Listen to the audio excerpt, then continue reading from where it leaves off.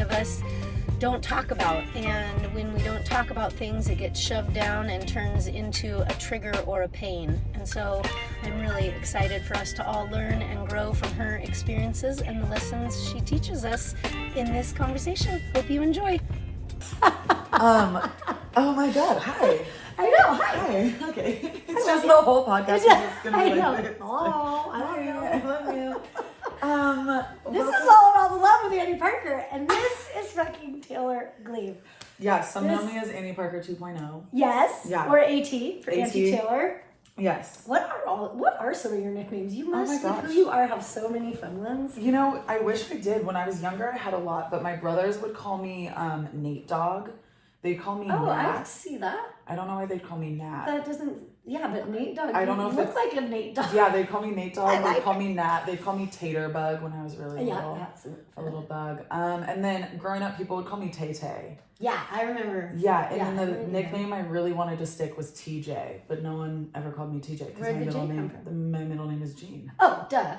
Yeah, Taylor Jean. It's like one of my favorite middle names. I remember that. Yeah, and I really wanted TJ because I thought it was so cool as a tomboy to be called TJ. And then it was just, no matter who I told, I'd be like, you can call me TJ. And they'd be like, no.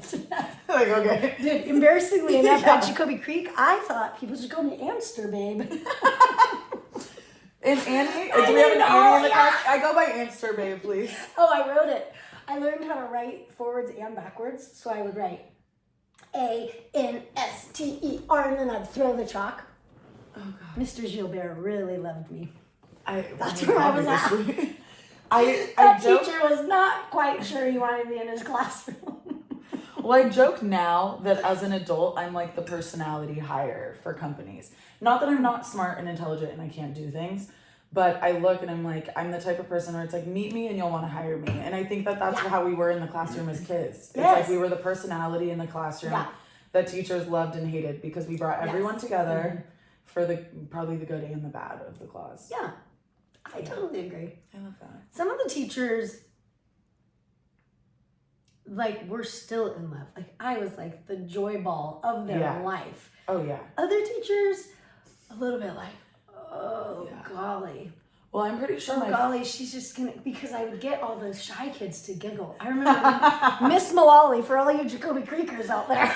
It's so funny because I didn't know you went to Jacoby Creek. Yeah, I rode my pony there. Oh, maybe I knew that. You did. You know that. I knew that. Yeah. I guess I just, And I rode her to Murphy's Market, then save all the bruised veggies for her, and I'd do like a little shopping with my saddlebags. Oh, gosh. Isabella and I were pretty cool. That is cool. She okay, was go cool back to Miss Miss Mullally. So when I went to school, there was like tile at the back of the classroom where the sink and cabinets and such were, and then carpets. And Miss Mullally loved me. Like she loved. Like we definitely, like she put me on tape restriction because I would always decorate everybody's desks. Oh, so she restricted you with so the tape. tape. I was no longer allowed tape. Okay. I thought this was like a classroom job. No, because I had fringes. We did the like a fiesta canteen. I don't know. That's my favorite. That's the restaurant. We did a fiesta.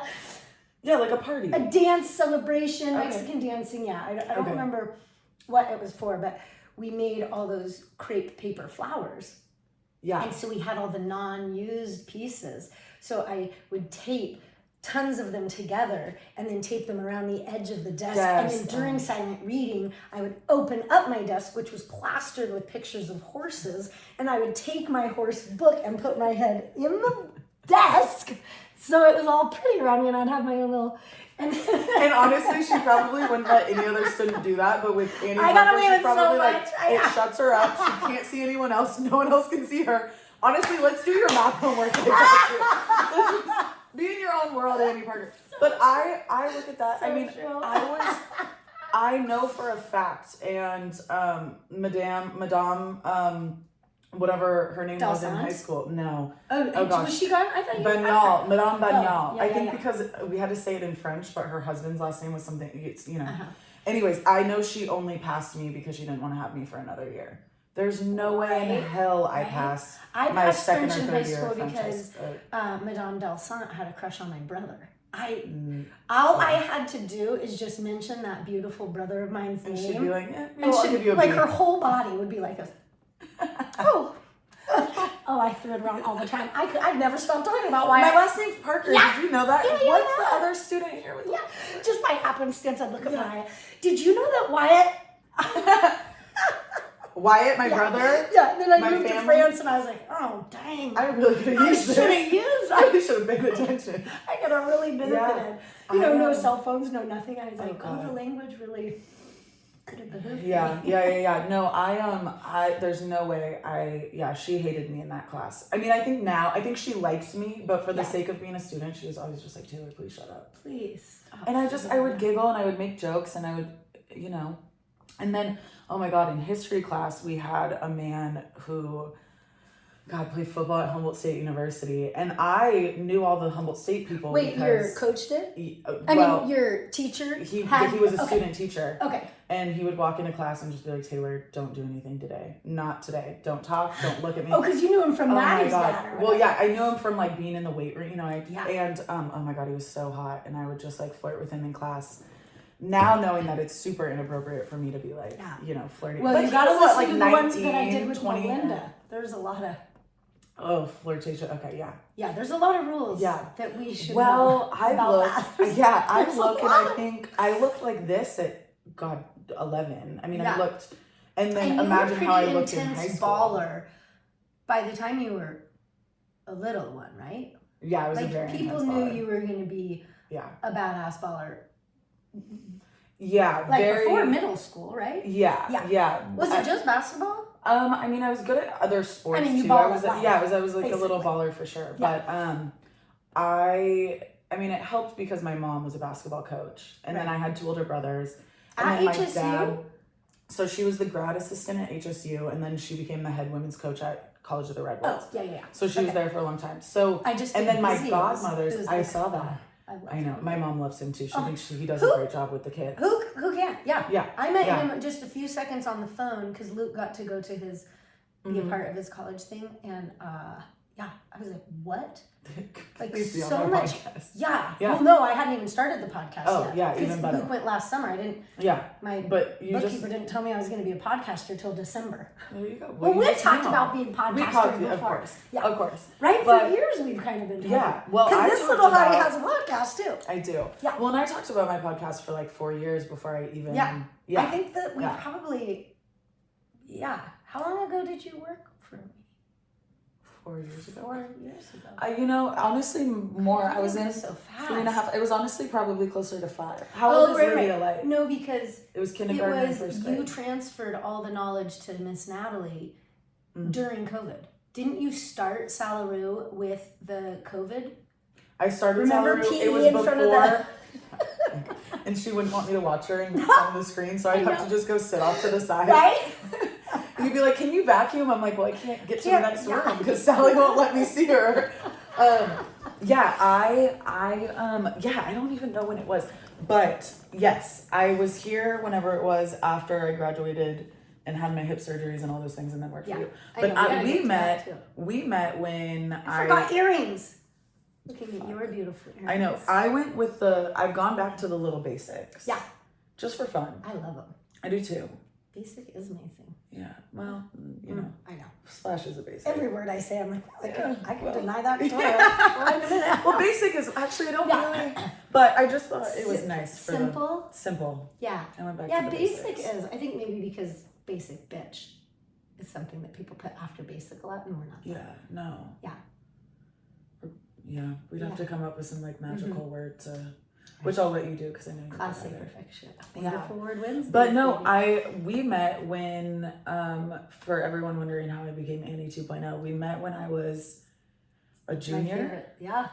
It would have been, I think, junior prom. Yeah. And she did my hair and she put I fucking tinsel will and tell curls this and, story. Oh God. So I had the big Parker's Beauty Bar. Yeah, the big one up by the on top of the hill. So I had there was 7 of us.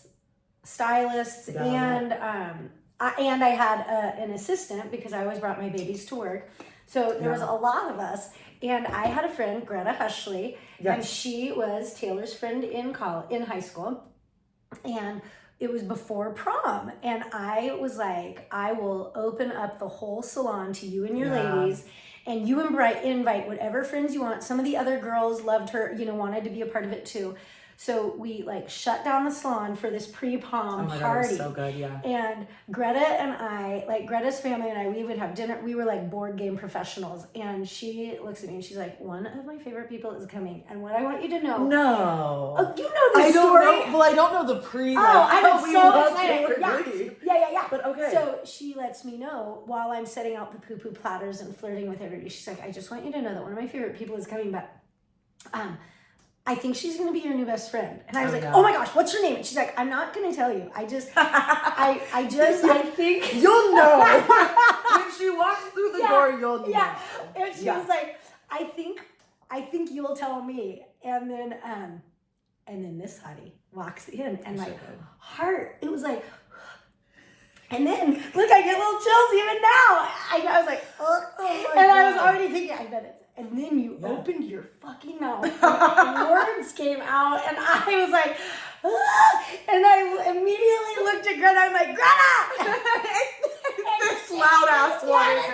And she starts laughing so hard. She's like, yep. And so you were about to be prom queen. Well, yeah, one of the years. Yeah. I stopped getting crowned after a while. They wouldn't. It was me and Forrest Lewis, and I think we got it the first 2 years, and then we weren't even on the ballot the next 2 years. Right. Like, which not to toot me and Forrest don't toot like horns, but I think we might have taken all 4 years. Yeah. So I think they were like, there's no way in hell we didn't give these kids anything. Yeah, we're getting new. Yeah. Well, then maybe I met you when you were a sophomore. Yeah, I can't remember. But either one of the years I was a prom queen either way, I guess. So she brings in a couple pairs of shoes because everyone got dressed there. We did the pictures there because it was nice backgrounds. And she, like ladies love to dress up for me because I love outfits. And so she asked me that I got to choose the shoes. I was so excited because it's one of my favorite things. Like people come to my house, to get stuff for travels or for parties or whatever, and I'm like, oh. And the next freaking day, this hottie and her dad came. She had written me a handwritten thank you note. And she told me that she got prom queen, and she gave it to me. She was like, I won prom queen, obviously, because you chose the right shoes. And your high school ass gave me that was like the tip. I was like, here's your tip. You're getting shoes. Yes. Yeah. And they were my favorite shoes. I did lots of exciting things. They were like fucking 6-inch. Yes. Every color sparkle you could imagine. They were actual... Yes. Like they glitter, were T-strap, this tall. Oh my God. They were like... They were very excitable shoes. And they made her prom queen, and they made me have really fun times. And then... May and Tay, who are two little beautiful badass baller, you remember May and Tay. They used to come up and we would do like fashion shows. And I gave them the shoes. And then you and I were talking. Oh, and then you started working for me. And then I started working for you, and you had the reality. Yeah. Love you, May and Tay. Wish you had the shoes. Because we were going to frame one for you and one for me. We were going to have our shoes in our house forever. We can just go buy a new pair of shoes. I kind of think that would be fun. Oh, we should get matching shoes. Right? Ooh. Oh, we could both have the same pair. The same pair. See, we're always thinking. Always thinking the same and doing things. So what do we want? This is about Humboldt, the love of Humboldt. Okay. So I would love kind of some fun stories of what you glorify with Humboldt.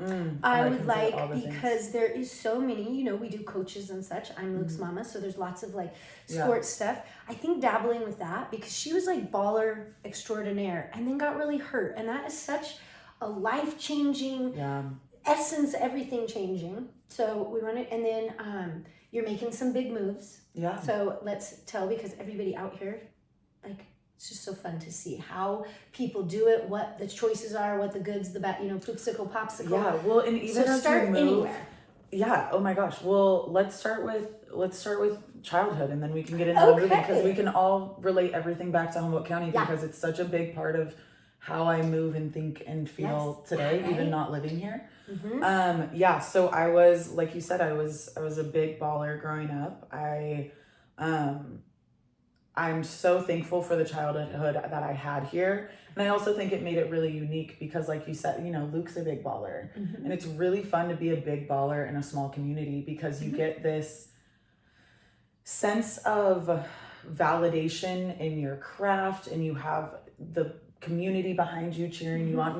Not just me personally, is so great. but just as a team. I mean, like everyone I played with, and it was really awesome. But I'm really thankful because at a young age, it's just basketball was my life. My mom was the coach at College of the Redwoods, just as she was the grad assistant. Did your brothers ball? My brothers played sports, yeah. Okay. So they played different sports growing up, and then one of my brothers stuck with soccer, and that's what he played through college. Okay. But they played baseball and soccer and basketball. They were just kind of doing a little bit of everything. And I played soccer when I was young. Oh, I remember seeing that. I played soccer when I was young, and it was really awesome. And I got actually the opportunity to play not only travel soccer here in Arcata, but then I went down to Fortuna. So I felt like I just had friend groups in every town and city. Where was technology when you were doing this? Were cell phones started to be around. I had flip phones that I could text on, but it costed 25 cents to send a text. Just because now it's so different. Oh, like, God, Luke now you knows can people connect with everywhere people because everywhere. and the way people, like, you have to ask a 20-year-old to Google things. I'm like, oh, I didn't even know there was that kind of information in this little box. I didn't even know. And I feel like pretty technological. You are. Well, I know from when you met me. This is good. I know. Well, she did spray paint her ring light and it broke because probably of the gold spray paint. Which and this is still hung by tax. Yeah. Well, everything in my house is too. My dad's like, and so what if you have an earthquake? I'm like, it's fine. If it falls, it falls. It's not over my head. Like, I'll be, well, you know, it's fine. It doesn't hurt. No, it's not. Right, Tuesday, it doesn't. It doesn't. It didn't fall. Oh my gosh, yes, and it was so funny because, you know, Lush and Malia own the art store. She's like, oh my gosh, we can't treat art like this. Art is, you know what I've learned about art too, and you can totally do this, is art is the one thing that's like appreciates, it like gets more and more expensive when you buy it. Yeah. That's why people buy art and then you can insure it. And when you insure it, I don't know, it's this whole thing. And then that's how people stay rich. Oh. And someone's going to listen to this podcast and be like, that bitch has no idea what she's talking about. There's a word, I have to find it for Wonderful Word Wednesday. That's basically what this podcast is like. Hey, we're listening. We might not know what we're talking about. It's almost like, you know, they have like the warnings on the bottom. Yes. Like, this is not. Don't take this learning to the bank. They're going to bring a piece of art in. They're like, some girl on some podcast told me that this is worth $1 million. She was really cute and had classy, not basic earrings. Yeah. Yeah, and they just wouldn't shut up about it. So I'm going to see what my options are. They'd be like, you need to listen to something. Yeah, but that does make sense. Like, worth is just what people give it. Yeah. So if you feel that it's worthy of being insured and then time elapses, then that almost builds, it makes sense. I think that's what it makes, I think so. I don't know. I can't even get people to buy my paintings. But that's why we do this. But I did sell a unicorn. You sold that? Yeah. I love that. Yeah, she's coming to get it tomorrow. It's been done for a little bit. It has been. I think last time we talked, you were working on it. Do you remember Horse Julie? No. She has Miss Wood Montessori. No, but I love the idea of Montessori everything. Yeah, she's amazing. And I call her Horse Julie because when Luke was little, I was getting back into horses, and she bought a horse that when it came up to Lazyelle, me and Mandy would ride. So we would go down to her property in Eel River. Her mom and dad have just an amazing place with a barn. Her and Honey lived up above the barn, and we would ride Sunday, and then Sunday was the horse that I was in love with. And then cute. Sunday had a baby, blah, blah, blah. Tuesday was the baby? Frankie. And I think you were there when I did the paintings. I did the little puppy for some dog that died, and then I did the one of Frankie, the horse that was kind of long and thin. I love down when we were down. Your horse paintings to me are some of the best. Yeah, because I could actually draw that. Well, they're just so gorgeous. Because you did it in your desk with the streamers to the side of you. Of course, you knew how to draw horses in there. Oh God, you should see my book covers. Oh. Yeah. I would just go to Tin Can Mailman and buy every horse magazine and cut out every picture. I love that. And then glue and tape and paste. I love that. Everywhere. So good. Mm-hmm. I don't even remember what we were talking about. But that is going to go in. So one of my favorite clients, Miss Holly Scaglione, who does therapy through horses. Yes, I've heard about this. Right? So she bought Julie's parents' property where Sunday used to be. Okay. And I haven't been there to see it since she bought it. But I've been to the barn and they're fixing up, and that is going to be in her office. In her I horse, love that. hippie, healing, That's awesome. Brilliante. Well, place. let's talk about healing and things. Because yes, we do talk about I love the idea that there's different therapies, like horse therapy, to help. And I know that they've talked about doing horse therapy with kids who have like different autism spectrum or learning disabilities, or even I think like anger issues and things, because it helps you and this is me kind of just talking probably out of my ass a little bit. The streamer on the bottom again. Yeah.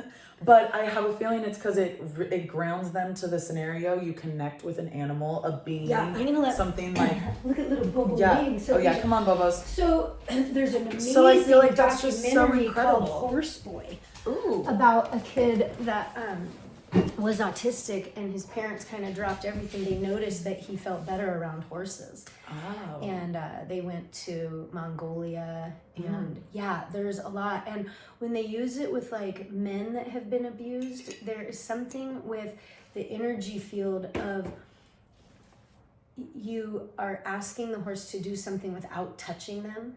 And so much of the gift of horses is how much they understand and how just nuance and energy shifts. So you get called out. Like if your horse is not calm, you're not calm, kind of a thing. Right? Because they So when like they have people in jail or whatever, it recreates their harmony, like their energy field, because they can't get anywhere if they force. That makes sense. And I would think that's kind of the same with kids. And kids are just so damn pure, and we don't always acknowledge that, I feel like, as adults, because we forget that they're like the closest things to earth and connection and birth and all that stuff. Yes. And so I can imagine that that's also innately what happens with the kids too, is like once the kids receive that energy from the horse, they can be like, oh, we can just chill the fuck out, be here with this horse. I love it. I know. That's so amazing. Yeah, she's amazing. It's awesome to have just all the healing modalities. I really love that about Humboldt. That's the biggest thing. It is with such Humboldt. an easy conduit. You know, even just the fact like grounding.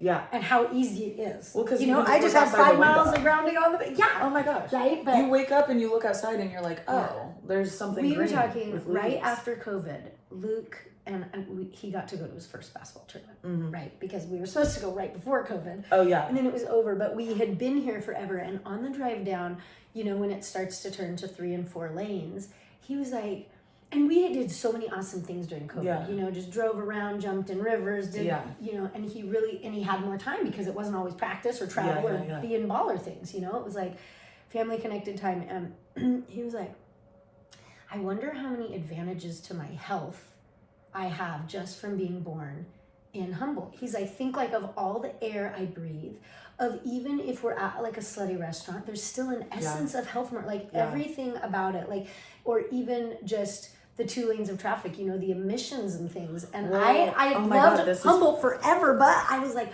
no doubt, like, just actual energies. Yeah. Well, and then I look too that there's... List out up here. I've noticed that, and I acknowledged that when I was growing up. I remember in middle school I got bullied. Not even bullied. I went through a phase where I was getting bullied by a group of girls. And I love them all now. Like, it's okay. And I loved them before, and I even loved them during. Bullies need friends more than anyone. It was the way it worked. And I know I probably bullied some kids in middle school too, and you're too cool to not be a twerp. I know you were. Well, a little bit. Usually it was toward. She's got it back. The thing is it was usually towards the boys because they'd say something and I'd be like, But anyways, I remember. I'm TJ. Don't play that. You did it. I remember though. I was like, so Humboldt County itself. I walk outside my yard in Arcata and it's like, oh my god, this is great.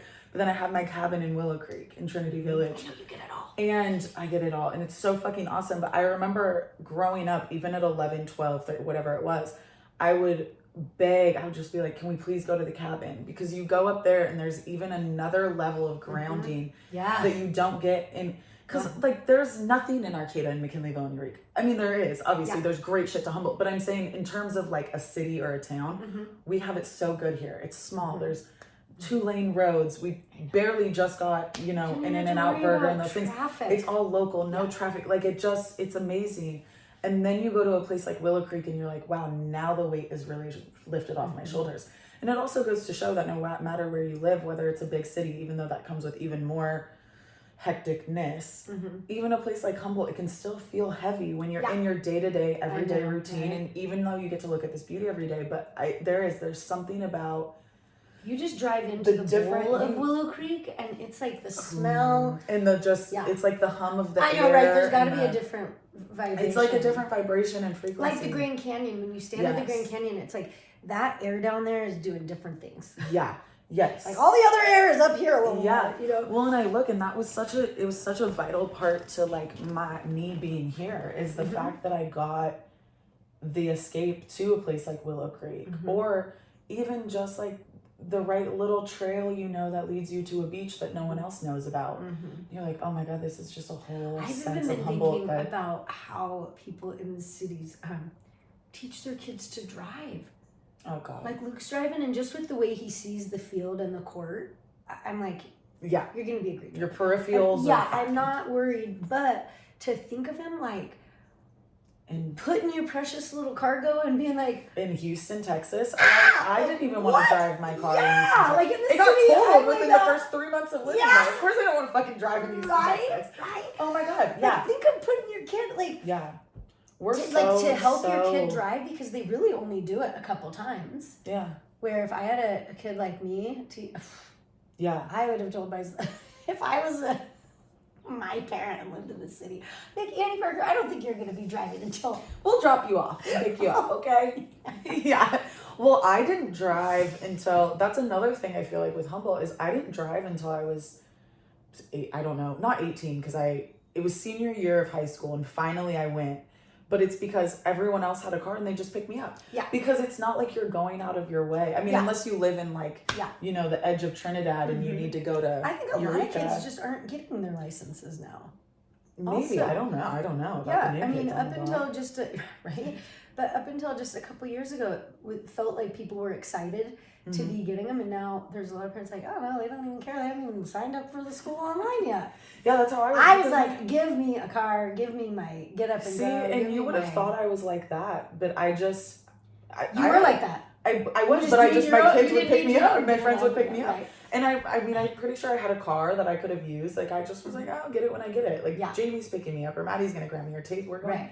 You know, and it was just like I'd hop in the car and go because, it was great. No, I'm so thankful. I say all the time, I'm so thankful that I grew up in a place like Humboldt County, and I'm also very thankful that I got out of Humboldt, and I still continue to get out of Humboldt. Yeah, I think that there's power in that. So I could come back. Yes, I really, I knew my whole life that I loved it here.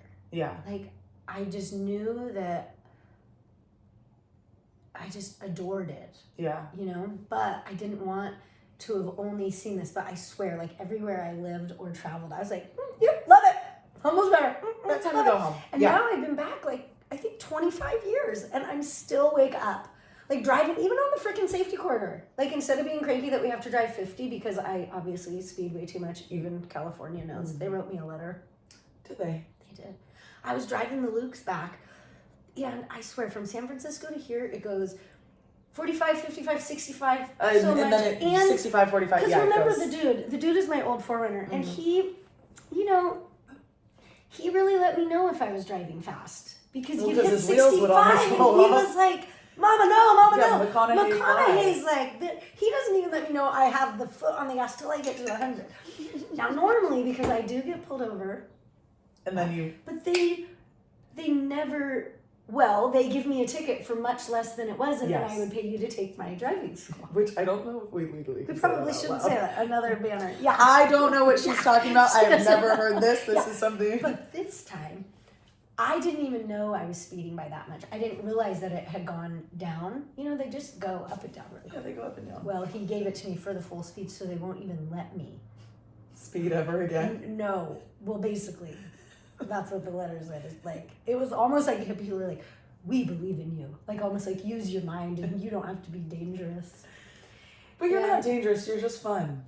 Yeah. Yeah. I know. The boys just get the really for like sure. when I read it, I was like, I'm never letting the boys know this. You think of how much I get teased by them.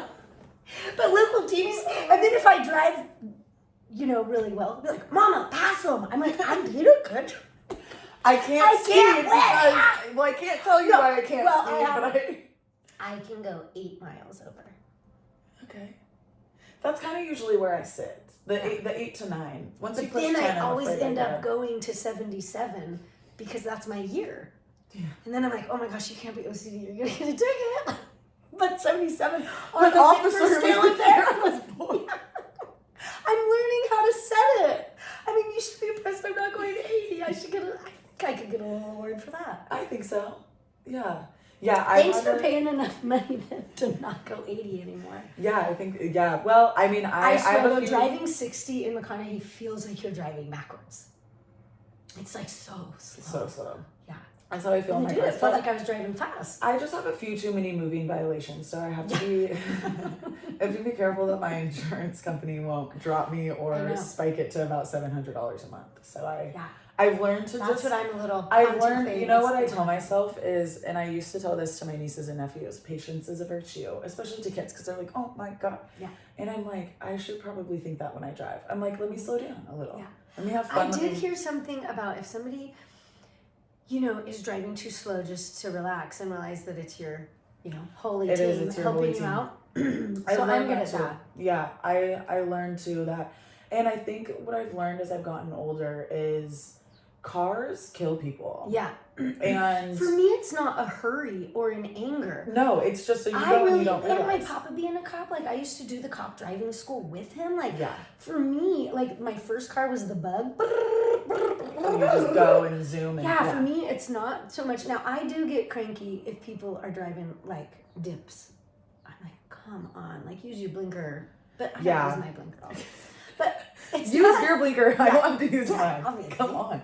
Yeah, I think... McConaughey is too cool for that. McConaughey will die, obviously. So cool. Yeah, no, I agree. I think that I used to drive, not reckless when I was young, but just fast. Mm-hmm. And then I've kind of been like, for what reason? Ticket-wise, I don't want to spend money. And you don't get there faster. And you don't really get there faster. I know. It's just really hard for me. Yeah.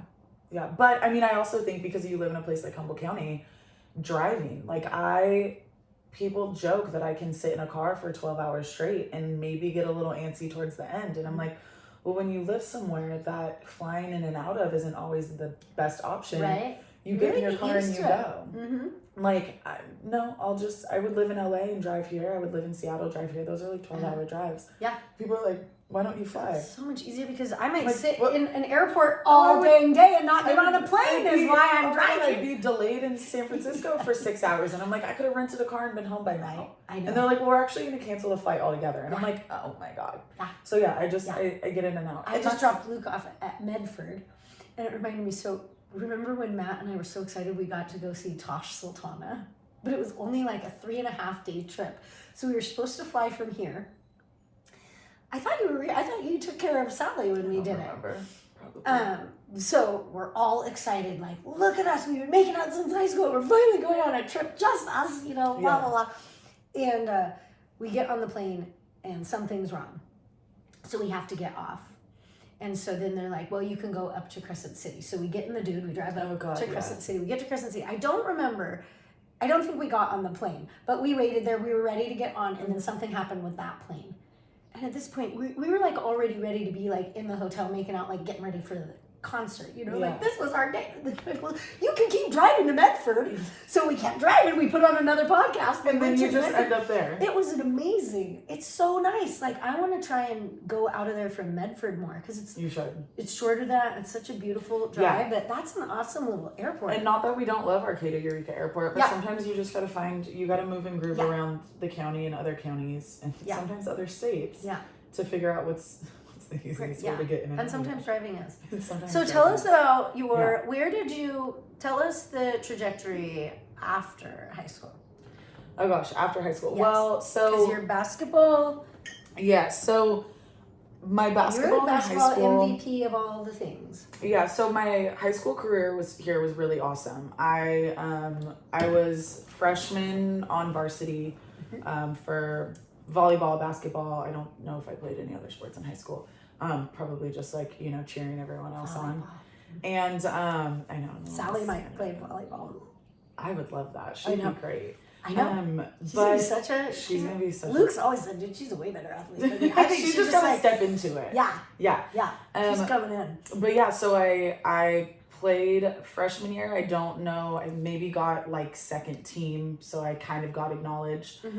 Junior year, I think I don't know. I got the patches and the things and the awards. And my junior year, I was getting heavily recruited by different teams because I also played AAU out of the area. Right. At that time, we didn't have... You went down to Sacramento, right? I went down to Sacramento. So in middle school, I went to, it's called the Phenom Camp. And it's an Adidas ran camp. I think it's still through Adidas unless another, companies picked it up. But you only get invited if you're kind of a top athlete at these little regional camps. And then you go and it's as like you get the older, best 100 and and so and for anybody with kids that are really sporty spices, there's a lot of things that are not what they say that just take your money. Very so true. really pay attention to, is this actually going to behoove? Is it actually because really kids just need to learn the basics, and there's so much flash and travel and back in, this would have been 2011. There wasn't as much because there also wasn't social media. And so there wasn't AAU, this climb for it. AAU was way different. AAU barely really, I shouldn't say it didn't exist. It didn't really exist much in Humboldt County, but it did outside. And it was still new. And so anyways, I went to this camp. I got invited to the national camp, which was like the 100 best players, which quote unquote, because like she said, there's all these other camps and all these other great players, but there was top athletes there.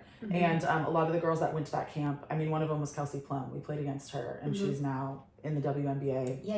Is fucking fantastic. And she guarded me at that camp, and I couldn't touch the fucking ball. I was like, there's definitely better players than me out there. Which is also honestly why I think that all athletes need to get out of Humboldt County, because when you're here and you're good, you're like, I'm, and I feel like I did a really good job of taking the talent that I had at a really young age and not letting it go to my head or feeling like boastful or arrogant about it. But I also can acknowledge then and now, like, I was pretty damn good.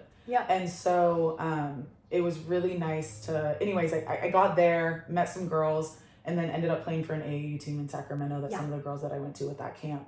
And they're like your lifelong friends. Definitely. And it was crazy. I got pulled out of, this was, I think, starting my 7th grade year until I graduated high school.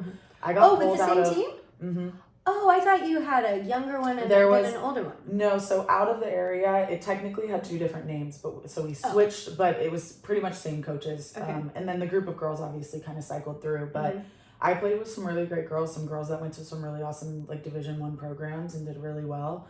And it was really, really cool. I would say that I still played AAU here. I still showed up to all my high school things. That was one thing my parents were like, you're not going to leave them high and dry. But we also know that to get exposure and to get recruited, like we kind of got to get you out of Humboldt. And that's like talking about earlier. And when each sport seems different. Like football doesn't even really have that. No, each sport is definitely. Basketball, basketball definitely has But that's a hard variation also because, like, in a way, I believe, like, Luke's only 15. Like, this year, he's doing amazing things, but it might, be better to just work on the, why is my brain farting? Like, the basics. There's so much, like, I'm just wondering, like, what all of the fanciness is going to do to the sport. Well, because my phone knows that I love basketball now. Right? And of course. So many things coming in, like, with the college transfer portal and with the NIL deals and with everything, I love that the people doing the work are going to get the money instead of the wealthy people that own the schools. Like, it makes such sense, but what is that going to do to the joy and the love and the passion of the game? And with, with this traveling, it's like, I think it's awesome, and I'm just so excited for all the work he's done to have it, but I'm just wondering what it's going to do to the sports when now it's like, more money than athlete. Well, I think that there's different, I look at it like this. Outside of obviously basketball, like we mentioned, basketball was my thing when I was young. When I was in middle school, I knew what classes I needed to take to be eligible to go to a Division I school. It was like, these are the classes that you're eventually going to have to take in high school, and these are the years and and I think there's a lot of kids that still have that passion for the sport. And then there is that like showboatness of it. And it's always kind of been there. And I think it's more extreme now. But either way, the experience that your kid is going to have by doing these AAU things is awesome. Like I just love the traveling. I traveled, I played in Sacramento. So I would get out of school every Friday at lunch. I would miss the second half of high school and middle school every day from, mid-spring all through, and then the summer, obviously.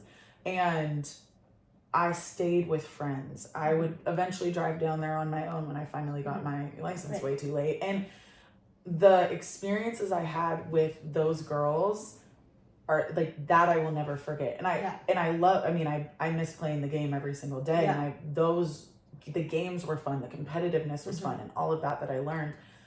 But no matter what your kid does, I didn't play in college the way I wanted to because of injuries.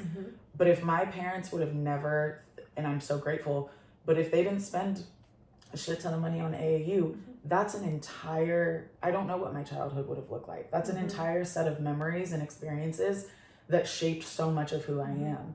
And it's also like the importance of getting out of Humboldt. I actually talked to someone about this today, is we're in our own bubble, especially with sports, but we're in our own bubble with a lot of things. We're an awesome, diverse place.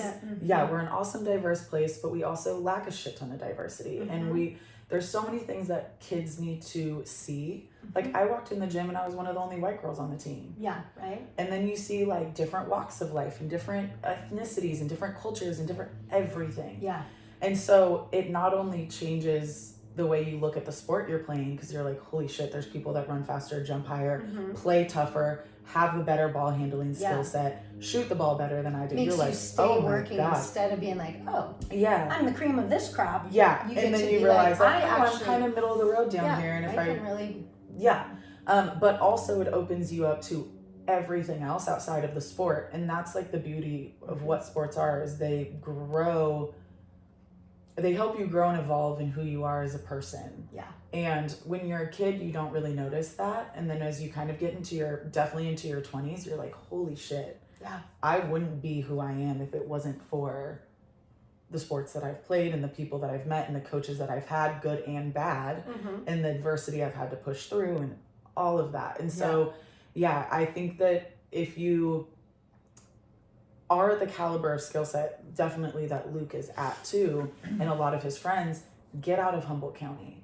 You need to get the exposure. You need to have the experience, and it doesn't mean forget about the teams. Well, they're here starting and the to bring things here too, which I'm really excited about. We have a lot of great coaches and programs around, and I believe that things are shifting, and how amazing for us as a community to have more tournaments and more sporting events here. You know, when you would go to Reading or Medford or whatever, that whole town is chock full of people there to support healthy activities and spend their money on hotels, on gas, on all of it. And so I'm really excited. And we need that here. Like the Beasts and Humboldt Wild, and they're all like coming together and creating things. So it's going to be great. Great for everyone. That's how it should be. And I think that more athletes in Humboldt need to be seen. And and that just goes back to forever and ever. I mean, I look at the athletes that came through. Even my dad talks about people, and my dad's, a little bit older. We have, for a small town, we got a lot of awesome athletes that come out of here. And again, it's just getting the right exposure to your name and your game. Yeah. And if we can bring that into Humboldt County, like let's get college coaches that come up here to a game. And don't get me wrong, you might not be getting Gino from UConn flying to little Humboldt County, but also you might. If you get the right exposure, they're gonna come watch you play, no matter where you are. And I think that's the one thing that's really special, is that's after I graduated, a lot more of that has happened in the AAU game, and that's the biggest thing for Humboldt athletes, is getting the exposure and also playing against the caliber of people outside of here, because it helps grow your game. So when you are getting recruited by all these other places, you can say, oh, I've been against this competition. I know what to do. Right. To be on a team with a bunch of Taylor Gleaves is like, oh shit. Yeah. Okay, there's more to learn. I don't need to add glitter on top. I need to get back down to the socks and shoes of this and get my game better. Yeah, you know, exactly. instead of just being the big fish in the small pond. And I think it's always kind of good to get slapped in the face like, oh, I am not the, you know, like hot rod that I think I am all the time. And again, I feel like I knew that enough being here because of the fact that I had coaches as parents. You know, my godmothers were both Division I college basketball players, and then the head and assistant coach at Humboldt State University. Right. So in middle school, not just me, but my entire team of girls, we were coached by 3 college coaches. I mean, you would walk in that gym and it would be like a D1 program. Oh, we were running it. And then that's who I was getting trained with. So they knew what my skill set was as a player, but they also knew what was out there that I had not known yet. And so I think that also helped too, because it wasn't just this like, oh my God, Taylor, you're gonna be oh my God, you're the best, you're the best. It was like, let's look at it like this. You're a player, your ass is not going to Tennessee or UConn. You know, to a certain age, you figure it out. You know, maybe 10 or 11, it's like, that's a dream. And then when you come to the recruiting process, you're like, okay, what are you faced with? There's small D1s that want you. Where are you going to go and actually get the most playing time? Right. Because you can go sit the bench somewhere.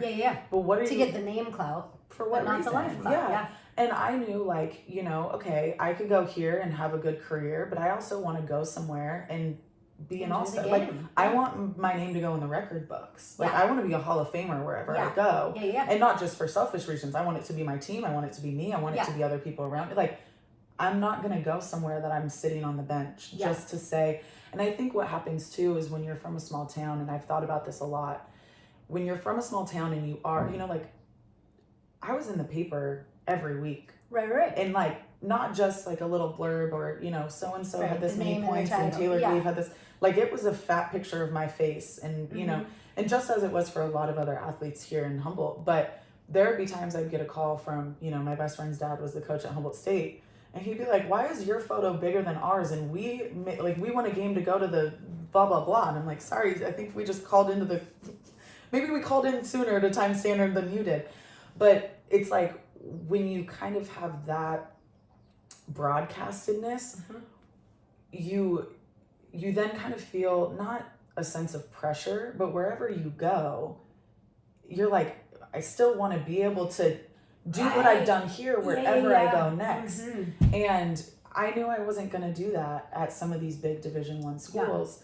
And so, I took my recruiting process, you know, it changed for me when I got hurt, but I took my recruiting process and had just fun with it. And I was realistic with it. And I really valued where my style of play was going to go, because you got hurt your senior year of high school and your freshman year of college. I got hurt my junior year of high school going into my senior year. It was kind of a bummer. So when you're being recruited, now it's a little different, and for certain athletes it's different because you can get recruited so much sooner. But the big summer is that junior year going into your senior year, because then you're really like, where am I accepting and, you know. Right. And I was playing with my high school team, and I landed in the splits with 2 girls on top of me. And I tore my labrum in my hip, and my hip's never been the same. And so a lot of the schools that were recruiting me kind of slowed down, which, so be it. You know, I played on my hip through the summer and through my, you know, high school year, and I would, you know, run and barely be able to do it, and things changed. And so, I lost the schools that had been talking to me mainly, and the ones that I did kind of keep, it was like, I know what I can offer, here's this. And it was mainly going to coaches that didn't have a radar on me and being like, who hadn't known you pre-injury. Now you're kind of presenting yourself as hey, Taylor with an injury.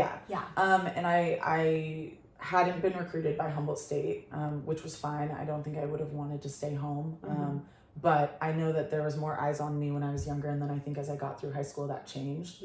And I ended up going to CSU Stanislaus, which is in the CC2A, which when I was younger, the CC2A was an awesome conference. As I got into college, it was still decent, but I think it kind of has made some changes, and that's also just with people thinking, you know, certain schools are, or maybe divisions Well, are better and everything's whatnot. different now because Everything's of different. It's COVID. changed Like, a lot. I mean, Yeah. some of my ballers that are just awesome. Like the junior colleges are the best place for them. And You some know, of the where it junior- used to be like, oh, you're going to junior college. Now it's like, yeah, I'm going to get free education for 2 years, get awesome coaches, and then be ready for. You know, there's so many awesome ways. I feel like wish I COVID would've really gone. helped with that. Yeah, You know? and I mean, my mom was a junior college coach, so there's nothing against it, but I kind of looked and I thought, okay, well, if I have this injury, let me go to a 4-year school because I already have to build the confidence and trust of these coaches.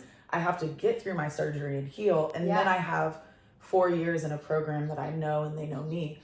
And I wish that I would have gone to a division school, like to, or So if you did 2 junior years college. at a junior college, you could do 4 years at a 4-year? No, I thought I you would have. only No, had you like would have 4 had years 2. of college. Yeah, you Okay. would have gone 2 and 2. But I wish I'm that I would learning. have. I'm trying. You're doing so I'm good. like figuring things You're out. doing so good. I But know. yeah, I have so many knowledge in my head. You do. I ran into one of my friends at the beach today, and I was like, "Yeah, sometimes like you know when you talk to a nurse, and you're like, honey, just say it in English. Like I don't know what you're talking about. I like talk no kind of idea. back, like I'm a sports talk like I'm talking about like the NIL. I don't know what that is yet. I'm like, But you're doing. I great. know, right? I know things. I barely know what some of those things are too because Yeah. they just didn't exist when I played. But Yeah. and anyway, so was your heart and your cocky-lockiness, like the goods and the bads of all of that, was it hurt? oh yeah, this is what I was gonna say. Yeah. You know that you then were going to your second tier of options. Like, Well, what happened to your mind when that Yeah. surgery happened and the Taylor Gleave bubble popped a little bit? You know, like well, it's hard because I think when is it cancer or a broken bone? God, yeah, it takes you. I don't think I acknowledged it much, but I think I knew it was there. That when you are someone like a Taylor Gleave or a Luke Lemke or like an all-star runner or an all-star athlete in Humboldt County, and you go and all of a sudden you don't live up to that name, you're like, and granted, I didn't live up to the name, and who knows what my college career would have been. I could have still not lived up to the name, but Right. I didn't have the option to even try with my injuries. And you kind of feel this sense of like, oh my God, Wait, I'm a What fucking have I done? Yeah. I'm a fucking failure. Like, I'm not this hotshot anymore, and I'm not whatever. And I was supposed to leave here and go be like, oh my God, so and so's doing so great at this college and da. And I got to see a lot of people, not just locally, but on my other teams, you know, like my AAU teams in Sacramento. I got to see a lot of people go do that at a lot of different schools. Yeah. And you look, and it was almost kind of this ego thing of like, dude, they didn't even fucking like this sport that much. They weren't, not even necessarily they weren't as good as me, because not that some of that didn't come up. Yeah. But a lot of it was like, this They don't wasn't even even their like thing. They don't This even. is my passion. This is my everything. How come they get that experience and I don't? And are you kidding me? And so some of that was really hard to work through. But I've also acknowledged too. Was it the senior year when the coaches looking at you were different, or was it more like when was the weight of this shift in your trajectory felt the most? Probably after I re-injured my hip. So I got surgery my senior year of high school. It was in the spring, so it was after my senior season. I didn't get to miss any of that, and I got hip surgery, and then I was planning on going to CSU Stanislaus, which I did, and they knew that I was coming in post hip surgery. I wasn't gonna be able to play my first year. And when I retore my hip again, and I realized like, okay, I don't know what this means for my body. Okay. Okay. We are back. We had to take a little pause. Luke is over in Ohio playing basketball.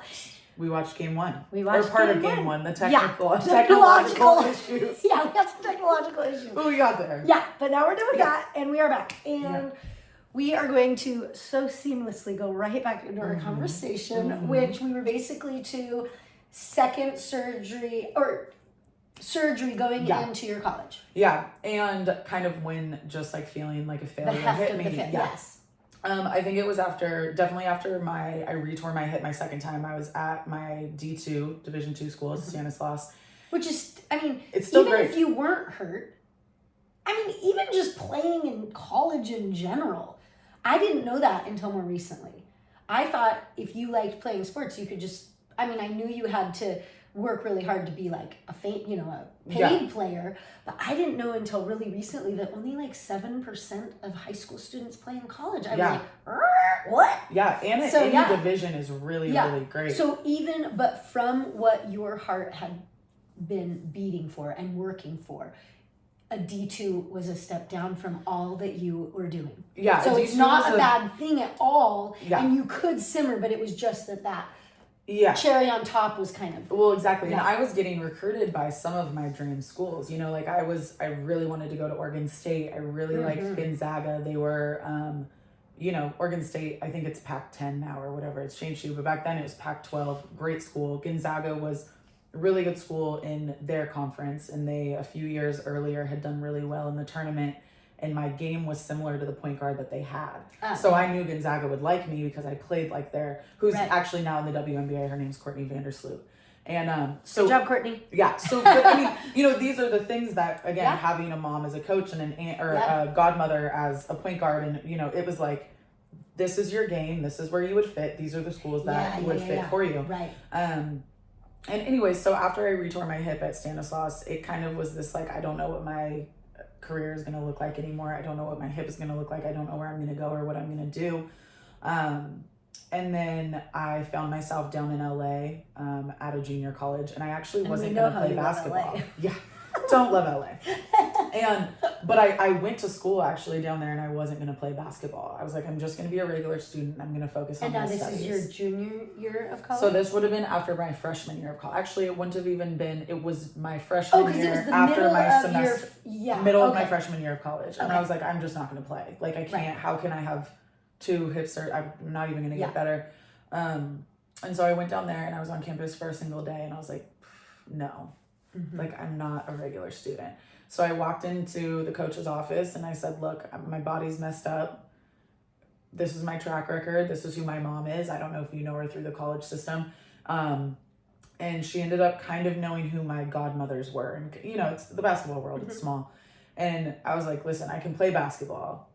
I just don't know if my body will keep up. And she's like, we want you. We want bodies, and we'll just figure it out. And I believe I played 1 season there. And what school was it? Santa Monica Junior College. Okay. And that's kind of when I think it started all settling in of like, oh, I'm not probably going to live up to my name and my legacy, as you will, from being who I was in high school and who I was in my small town. And that, I think, mentally takes a toll on you more than you know or think. I mean, just having basketball not be part of my life in the way I thought it was going to be, even though it was still there, takes a toll on you mentally as an athlete. When your mind knows that you can do things and your body can't because of an injury. I mean, I remember I'd be in practice, and I was playing with some great girls at the junior college level, but you also, there's a difference sometimes of junior college, and just as there's different levels of D1 programs. And I would go and practice sometimes and just smack everybody. I mean, I'd go off, and they'd be like, why don't you do this every day? And I'm like, because I don't know what day my body's going to allow me to. Right. And at that time, your brain was probably beginning its issue, which we'll get, But, like, that was already kind of formulating. Because when was your brain surgery? My brain surgery was when I was 22. So I would have been playing at like 18, 19. Oh. So it would have been three years or so. But at 18 and 19 is when I started having symptoms of my brain issue. And then I didn't realize that it led to that. Didn't you go in for something totally separate, and then they were like, you're having a brain surgery today? Kind of, yeah. Well, I went in for a headache, but I didn't know it was associated with like how serious my brain, like my cyst was in my brain. But I also attribute like all my injuries to that as well. Because when I played, I was like, okay, not just my hip issue. So I had my first hip surgery. Then I went, retore that, played on it. I was a month before my second hip surgery. I would put on a jacket, actually the same one I brought today. It's a big bomber jacket. And I popped my shoulder, and I knew that I tore my labrum in my shoulder. I just knew what that felt like. Putting your jacket on? I'm putting my jacket on. I was sitting on a couch, and I just went like this, and it popped, and I was like, okay. And so I used to always say, and it was kind of a joke, but I knew, I think intuitively, how serious it was. I used to say, there must be something that would like make me drop dead if I continued playing basketball, because every time I got better and I thought I was going to get back on the court, I'd have a serious injury or I'd pop something or something. Right. Like, as we know, you create injuries if you're not listening. Yeah. So you're saying that because your head would have got worse if you kept playing more, right? I Because there was like I probably would have dropped dead on the court. Yeah. I think that. Right. So your body was like, dead. okay, if then a hip surgery's not going to stop her, maybe we'll pop out her arm during put on a jacket. Before my hip surgery in high school, I had wrist surgery. I tore the smallest ligament you can tear in your body. It's called your TFCC in your wrist, and that little thing is the smallest ligament in your body, but it hurts like a hell. And then my hip surgery was maybe hip injury was maybe a year after that, because I had tore my wrist. I came back and I was playing the best basketball of my life. I mean, for the basketball players out there, I was 45% from the 3-point line and I was shooting all NBA. See, I know things like that now. Yeah, I mean, I was max preps. Oh no, maybe that's for I was playing my point spread, my assist ratio, my turnover. Like, I was playing some really, really good basketball, and then I hurt my hip. Right. So that was really hard because it was like, oh my God, I'm playing the best basketball I've ever played, and I'm getting recruited. You know, it's like, then you get hurt. But I kept getting injury after injury, and it was all kind of like these weird things, like tearing my shoulder, putting on a jacket, or how did you do your wrist? My wrist, I was taking a volleyball pole out of the ground, and so the volleyball coach at Arcata High now makes 2 people carry a volleyball pole everywhere you go. Right. It's like, you're not doing that by yourself. Don't believe it. Don't believe it. Literally, don't believe it. And that's a rule now, because she's like, I lost you for. I mean, she lost me for. I didn't play volleyball. Like I was manager on the bench because I got hurt every other season, and she's like, we're not doing it. But so I really do know that the reason I had so many injuries is because it saved me literally from dropping dead on the court. Right. But as an athlete, and I think everybody would agree with me on this, I would go back and play 4 years of college basketball, even knowing that I had the ability to potentially drop dead. There's no way I would miss that. Are you kidding me? Right.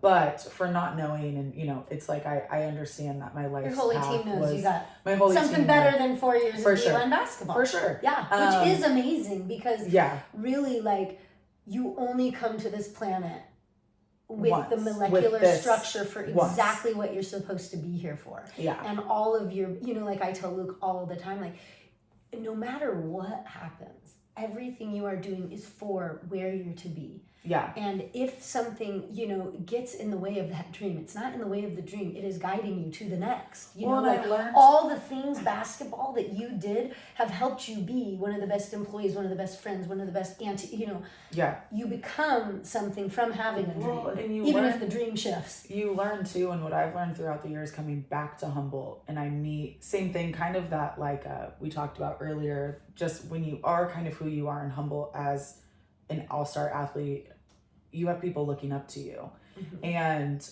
I have had people throughout the years reach out to me, and me being an awesome basketball player is maybe kind of at the root of, like, this is why I looked up to you.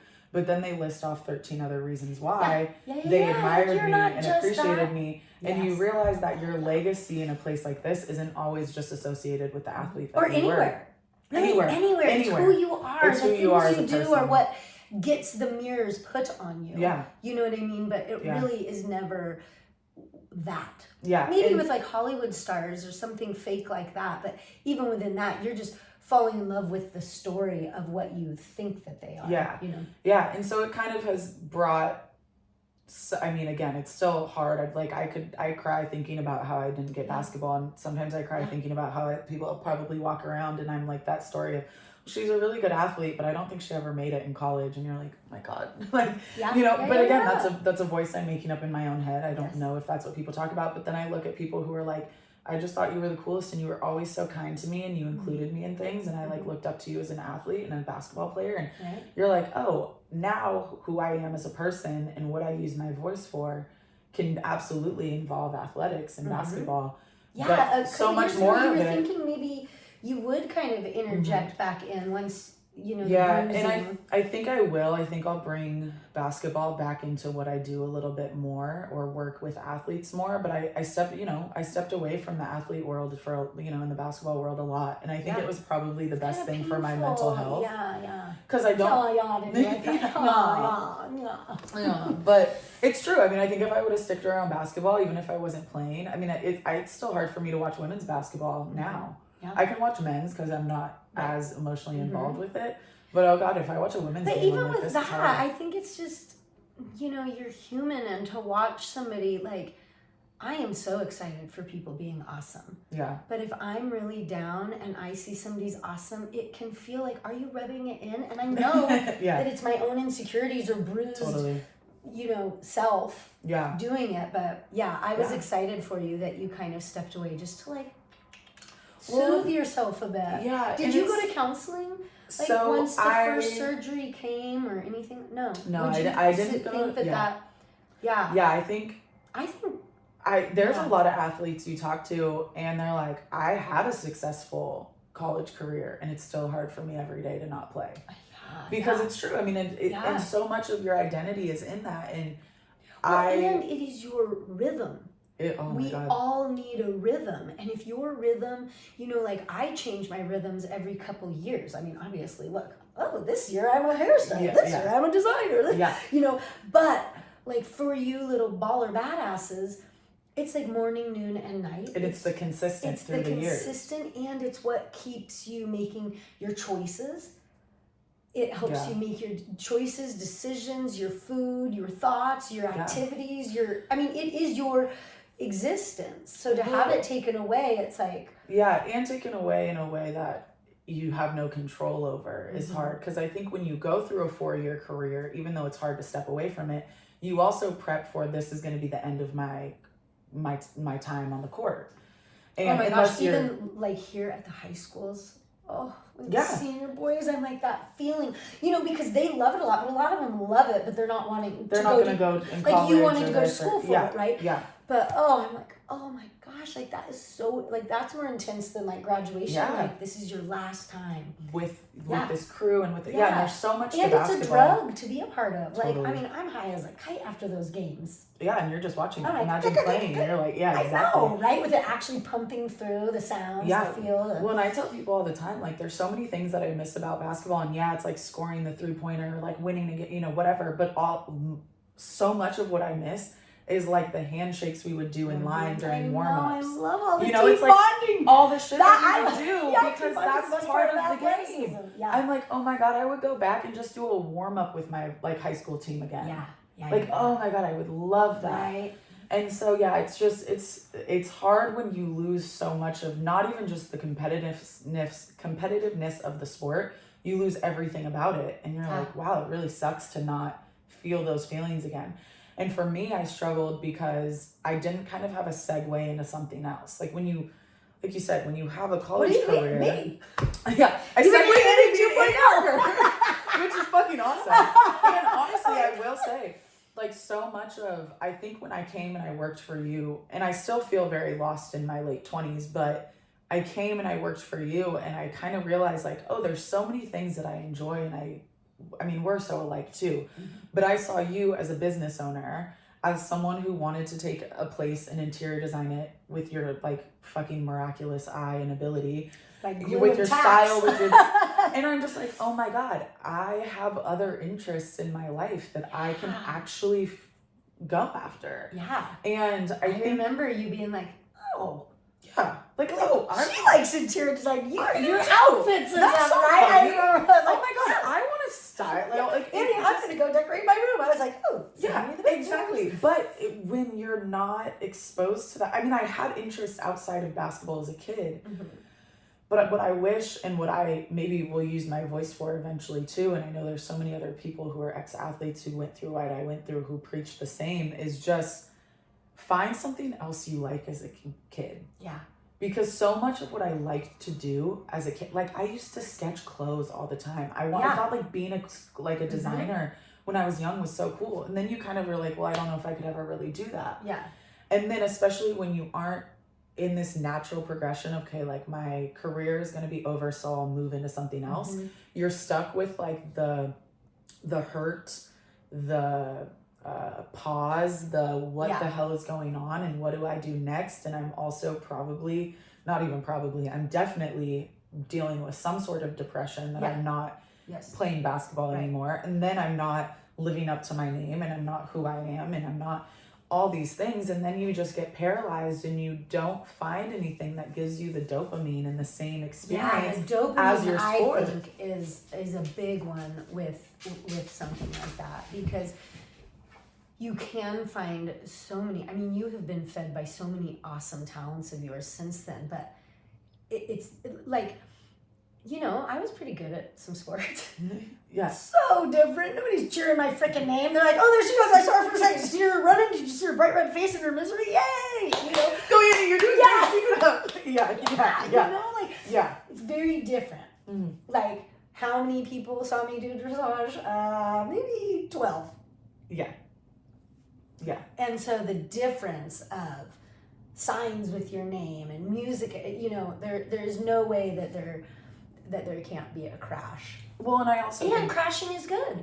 Crashing is good. What I mean? Because, maybe not in a car, but you know, like crashing in life is like alert, new things ahead.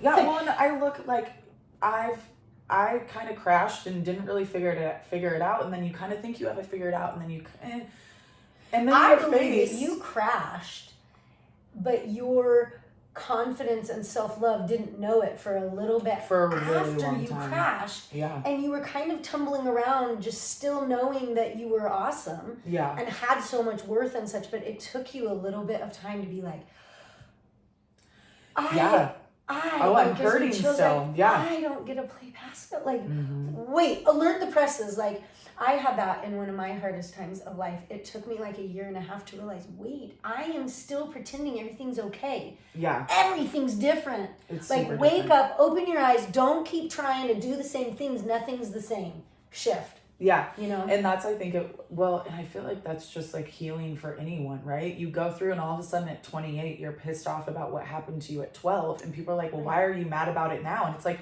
because when I was 12, I just did the thing, and now I'm actually aware of it, and I look back and so that's something that when I started going to therapy at 26 maybe, it was like, hey, I have all these other things going on, but also, by the way, we need to touch on the fact that I was an athlete and it left me in a way that still bothers me, and I haven't worked on that enough, and I think I still need to a lot, but.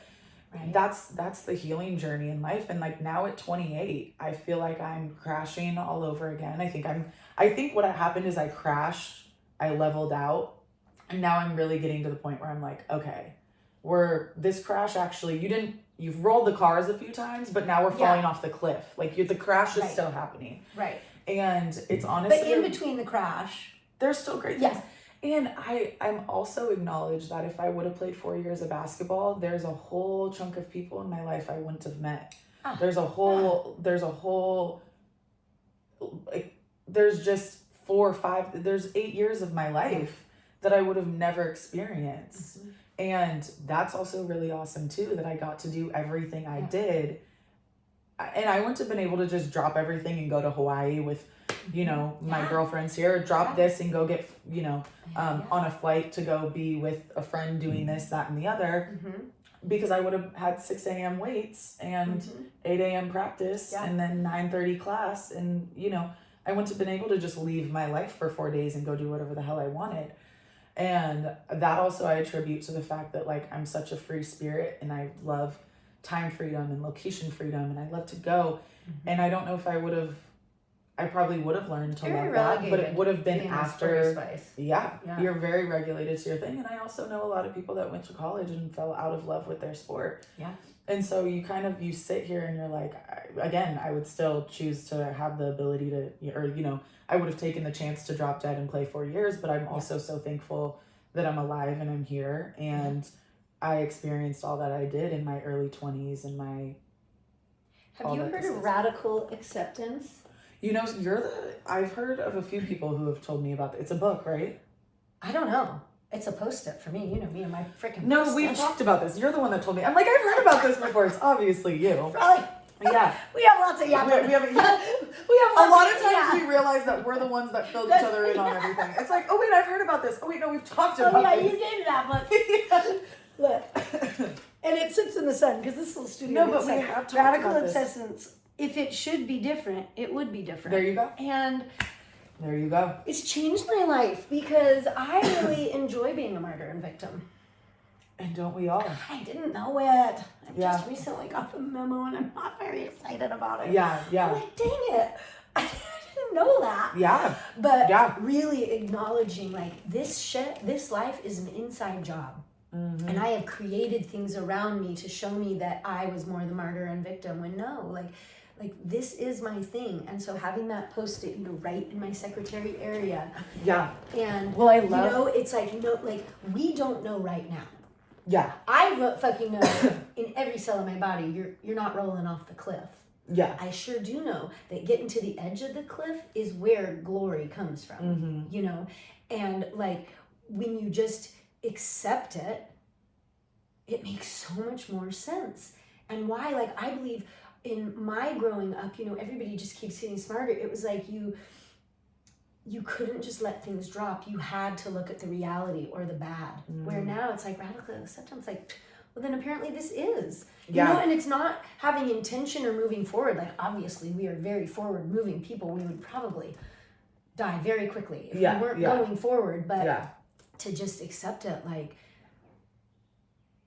you had the injuries, and right now we don't know what kind of bouquet. The injuries, the brain, the this, the that, Seattle, Houston, now like all of the, we don't know what bouquet it's going to be. Yeah. But with radical acceptance, it's like, this is my bouquet. This is exactly what the florist needed. Yeah. Sometimes the sticks in a bouquet are my favorite part. Yeah. Yeah. And no, I agree with that 100%. And it's really interesting when you talk about the whole like victim thing, because we all are the victim. Yeah. And also I just spoke with someone about this the other day, so it feels very full circle, but we're also allowed to be the victim, and but it's not like you dwell and you sit in it and then that's your like just how you move forward in life, like all the time. Like Louise Hay says, you've got to look at the dirt, but you got to know, you got to be reality based, but you don't stare at the dirt. You see the dirt, you clean it up, and you move on. And I was like, right? Like, I can't be Pollyanna, positive Polly bullshit. Without looking at the shit. Right? What is it? Toxic positivity. Now. You can't do that, but you have to witness it and then figure it out and go forward with that plan. Well, and a lot of times our victimhood comes because we've never been validated when we have been hurt by people. Yeah. So, of course, we're playing the victim, right? Yeah. Like, of course, we feel like we're being victimized because we have been. Like, I'm going to say 100% of the time, wherever you take when someone's in victimhood or continuously in that, space, even as a positive Polly, you can be playing the victim, right? Like 1,000%. Yeah. But if you dig down to the root, that's how it's dressed up quite often. Exactly. Like little vagina martyrs out there. Yeah. We are positive Polly. We sure fucking are. We say the sentences. But, exactly. I do everything. Yeah. No, you don't. Nobody does. But at the same time, when you go to the root cause of it, it's like, oh shit, it's because something in some way that we've been hurt by someone once, twice, continuously in our life has never been acknowledged. It's never been, we've never been validated. It's never been healed. We've never heard, I'm sorry, or yes, my actions were wrong.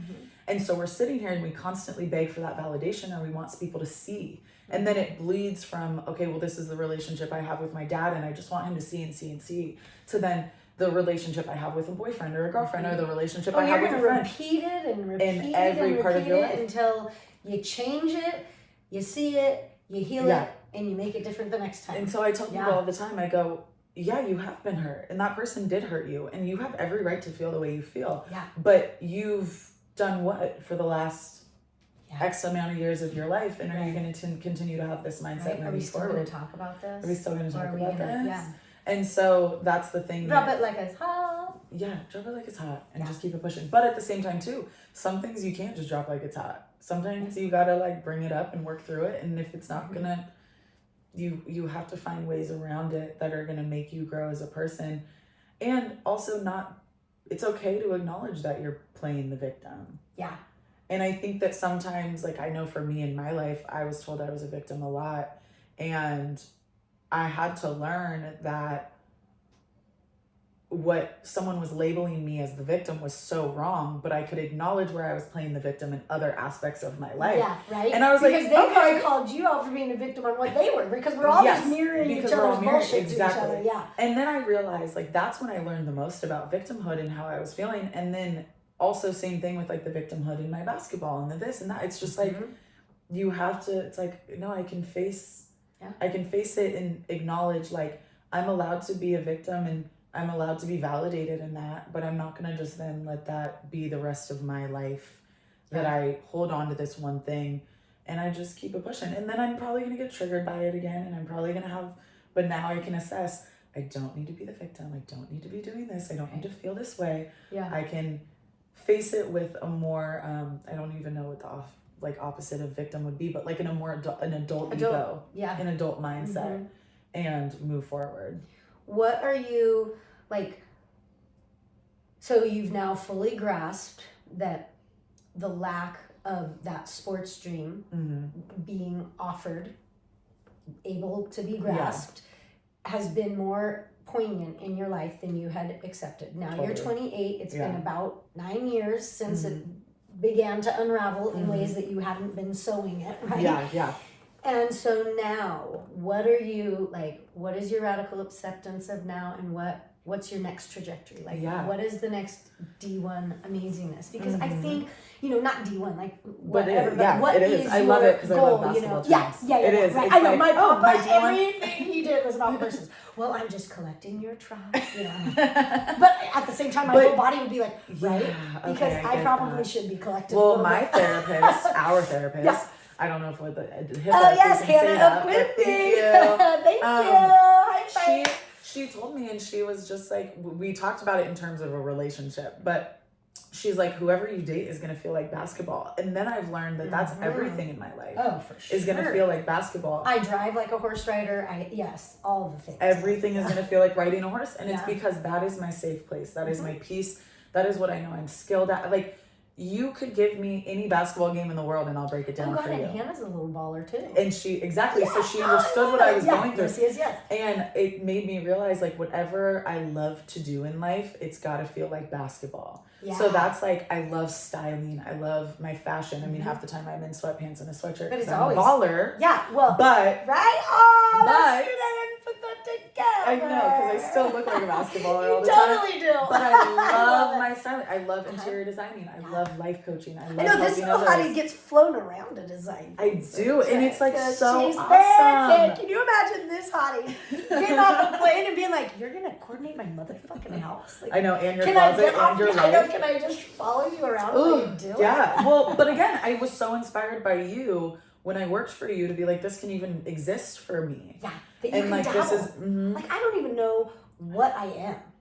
But you're everything. Yeah, you're where I thought I was going to be. Well, I was always confused about what I would be, but yeah. I remember working through that with you because I was trying to figure out, because I was changing from I will not let living in Humboldt affect my ability to accessorize or have good hair to all about the love. It was like everything is changing. And then how do I even have, what is it called, the elevator pitch?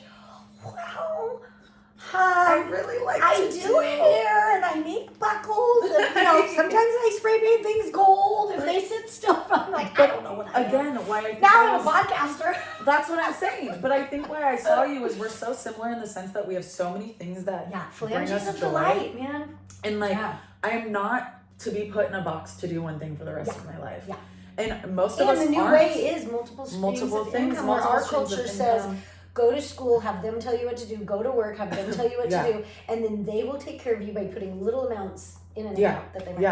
Yeah. And so then I was like, after basketball, I met with all these things of like, I have a million different things I would love to fucking do. And then I also have no idea what sticks and feels good because I just wish I had this thing that was consistent in my life that basketball was. And so I struggled with that really all through my 20s. And I've seen a lot of people settle into what their basketball is and what their whatever it is in their life and like what their horse riding is and what their and you're like, fuck, what is wrong with me?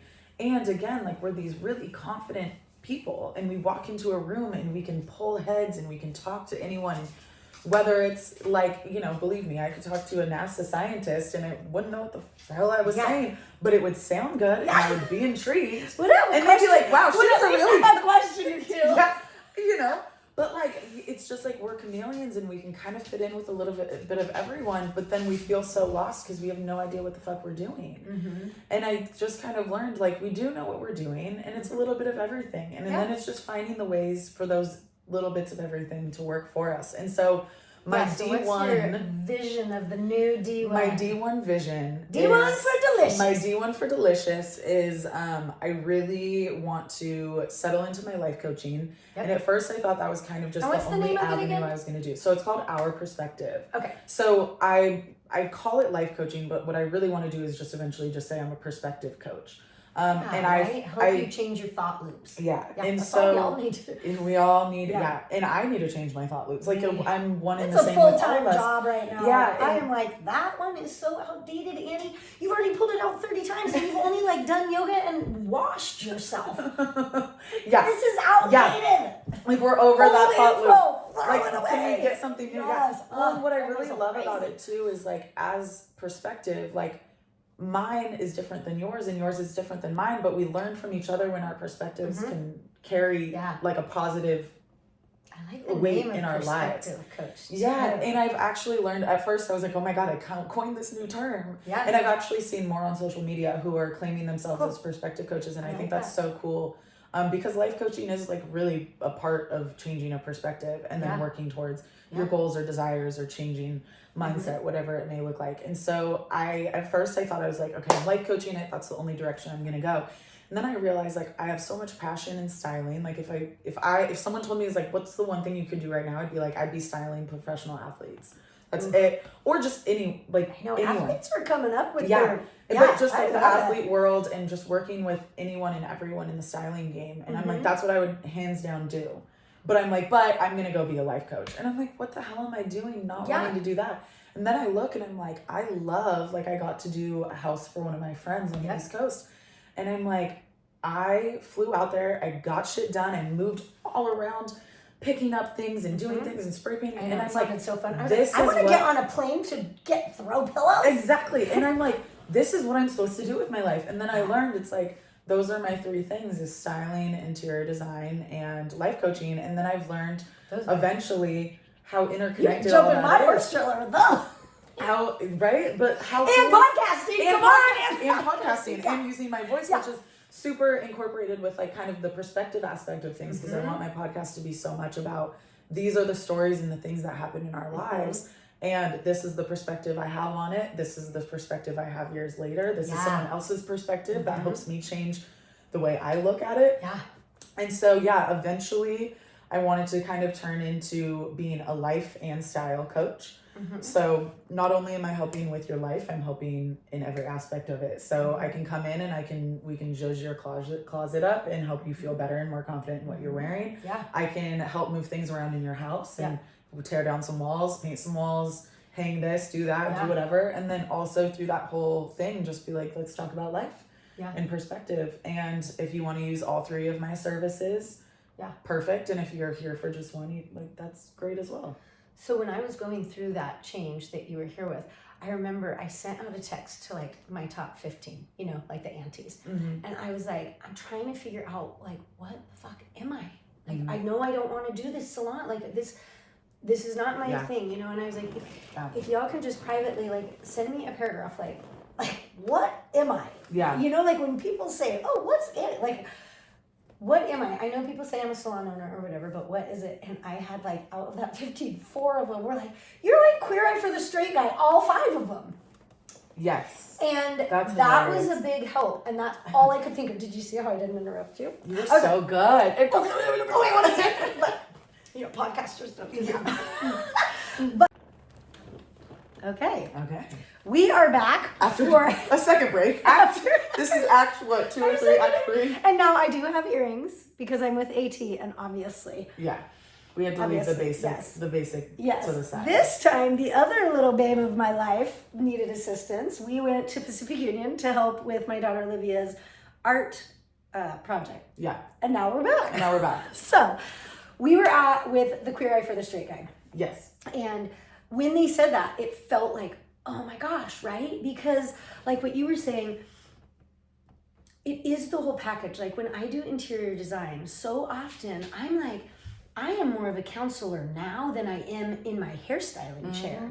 Because in my hairstyling chair, people can have me know and give wisdom on what they show, what they are offering. Oh, but when you're in me, someone's house, you're up in the nuggets Ooh, of their world. Yeah. You see everything, you feel it, you smell it, you hear it, you like, it is so different. And the money is bigger.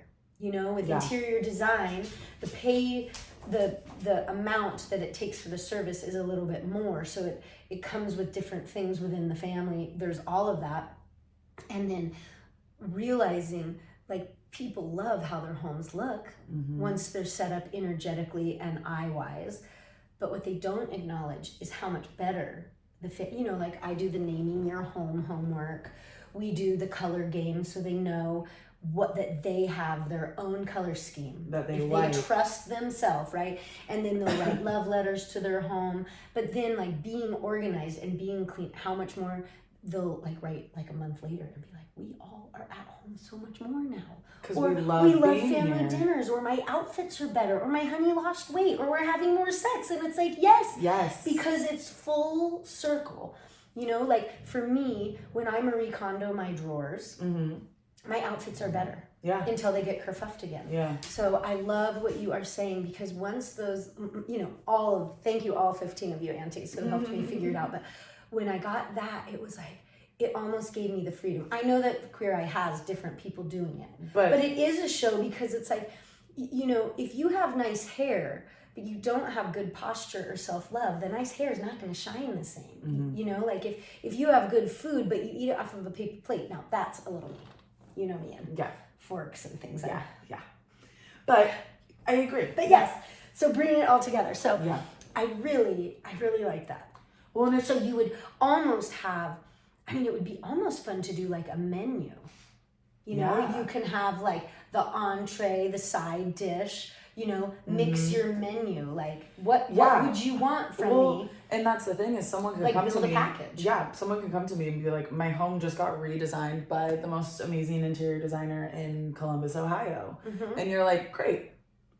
And they're like, but I need my closet done and I need my life flipped and turned upside down to be better. And it's like, great, we'll do styling and coaching. That's fine. Yeah. And so I think that's why I wanted to broaden it. And like I said, I'm not trapped in a box. And the biggest thing for me is my creative energy. And it's something, again, kind of like with how basketball affected me. I don't think I realized how much I love to be creative. Yeah.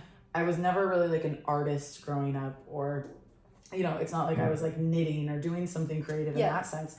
But I love to be creative. And as humans, we need to have some sort of creative stimulation in our lives. Yeah. And wasn't it when you started working here that isn't that when you were starting to like really get excited about your room and stuff, because you noticed my sickness in the head?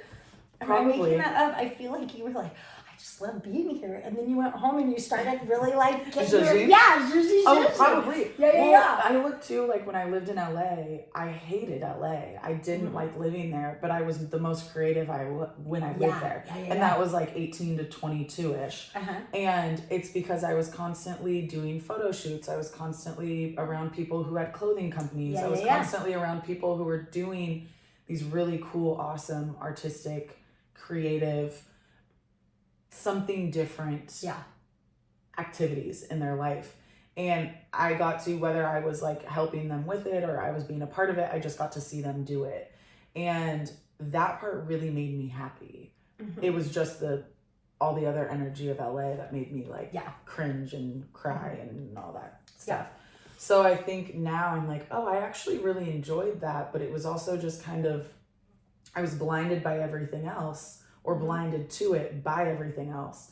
And I'm happier when I'm more creative. It's like I'm creative in my life coaching when I create tools for people to use, or right. you know, it's just So like creative. you being like, okay, we're going to create a game or write a letter about a house. Some people are like, you're nuts, and you're like, yeah, but now look at the creativity and the play and the joy that comes with it, and what that produces.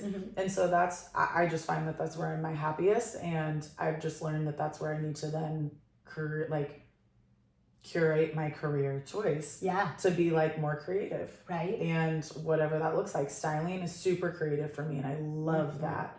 And I tried doing it, you know, years ago with my thrifted fashion stuff, and it didn't quite stick.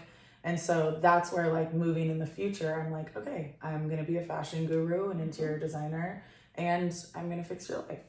And it's funny too, as you know, get older, how, like, when MJ told me that I was going to be a podcaster, it was funny. I mean, people have been hinting that I should do a podcast or a writer, you know, things like that. Like, share what you got going on. And not really the podcast. And then she said podcast, and I was like, oh my goodness. And then you look around and you're like, every part of what I've been doing, like when I decided to open Parker's Beauty Bar, right? I was going to school to be a fashion designer, artist, whatever the hell. And then I quit to open the salon. And when I acknowledged I'm going to quit HSU and go to beauty school, it was like chills all over me. Like every single dingle flange of who I was, it made perfect, like sense. All the dreams from like I used to want to be a teacher so I could flirt with people and have the cutest like classroom, right? All the the designing and the touch, the flirting, the connection or whatever.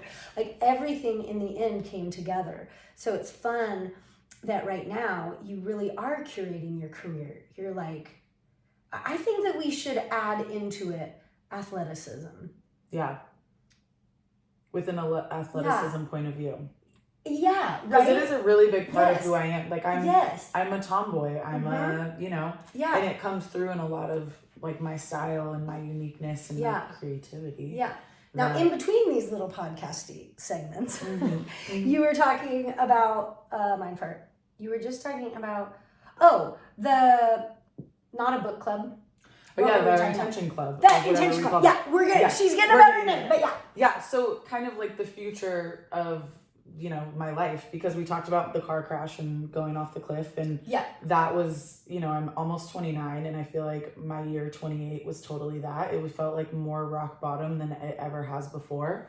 And I also know, like we talked about, rock bottom is sometimes like exactly where we need to be to see things where more you can clearly. Really get the propulsion to get up, If you're not on the bottom, you just go up a little. Yeah, you have to really get that, the force, the velocity. And as I'm, moving from Houston to South Lake Tahoe and getting back on my feet, as, the rock bottom reference there, using my feet to get back up to the surface, I'm realizing like, okay, all the things I want to create and do, it's now the time to do it. Oh, you would love this. I'm now, the saying, it's either now or never. I really like the saying, it's now, not never. Because, Look at you pulling out a little golden nugget without me even asking. I know. Say it again because it needs to. It does. It's kind of like, and then people are like, explain that. And I'm like, I don't know, but it hits once you figure it out. I don't know. Because people my horse trainer used to say, keep it simple, stupid. It took me about 20 years to figure it out. And now I'm like, oh God, that's a great one. Right? Yeah. But I knew that it made sense. It just didn't. So say your golden nugget again. So, because everyone's like, it's now or never. And you're like, oh my God, if I don't do it now, I'm never going to do it. And it's like, no, it's now, not never. And it really is. Right. We're going to just do it now. Yes. Not never. And it also means that never is not even in the picture. Like, I could do it now and next week and the week after. And it's just like, I feel like it alleviates pressure, but it also gives more of a momentum to be like, no, it is now. You're right. Yeah. For me, I've been realizing a lot the cycles of life. And I have such drive and that go-ness that sometimes I will fight myself if my Post-it tells me I should do something. My Post-its, they're out of control. Okay, first side note, I find this woman's Post-its from when I worked for her 5 years ago. I'll pull out an old purse, or I'll open a book, or like I'll wear a jacket and I'll look and it's like grocery list from E&F. And then like all the things, and then run to Eureka and then pick up, and I'm like, oh my God. And I'm like, am I never, I will never stop finding these. I will never stop finding these Post-it notes. I keep them. I put them in we like a both little can't read special them. Oh box. my Yeah. gosh, cakes And I grasses can't. I don't know what you too. say on But them. This poor lady's Nobody can read handwriting. my, I can't Oh my even read God. my own. Yeah, I'll be like, I wonder what you had me do that day, but obviously I got it done You and did figured it We out. saw So, it. oh my God, that's so funny. But yes, okay, your Post-it notes.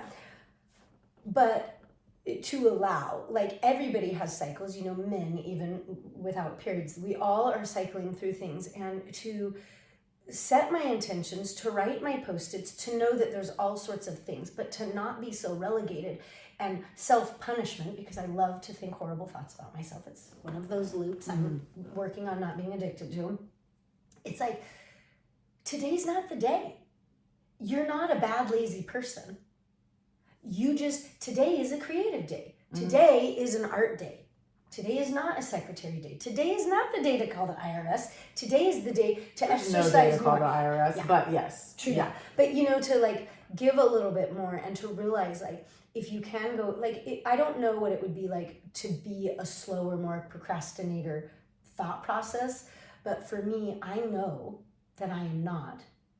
So instead of berating myself for not being in the right flow for what my freaking Post-it says, to just know that, like, okay, so during COVID, I was talking to Rachel Rasmussen, you are my guru. And I was like, girl, I feel like a fucking failure.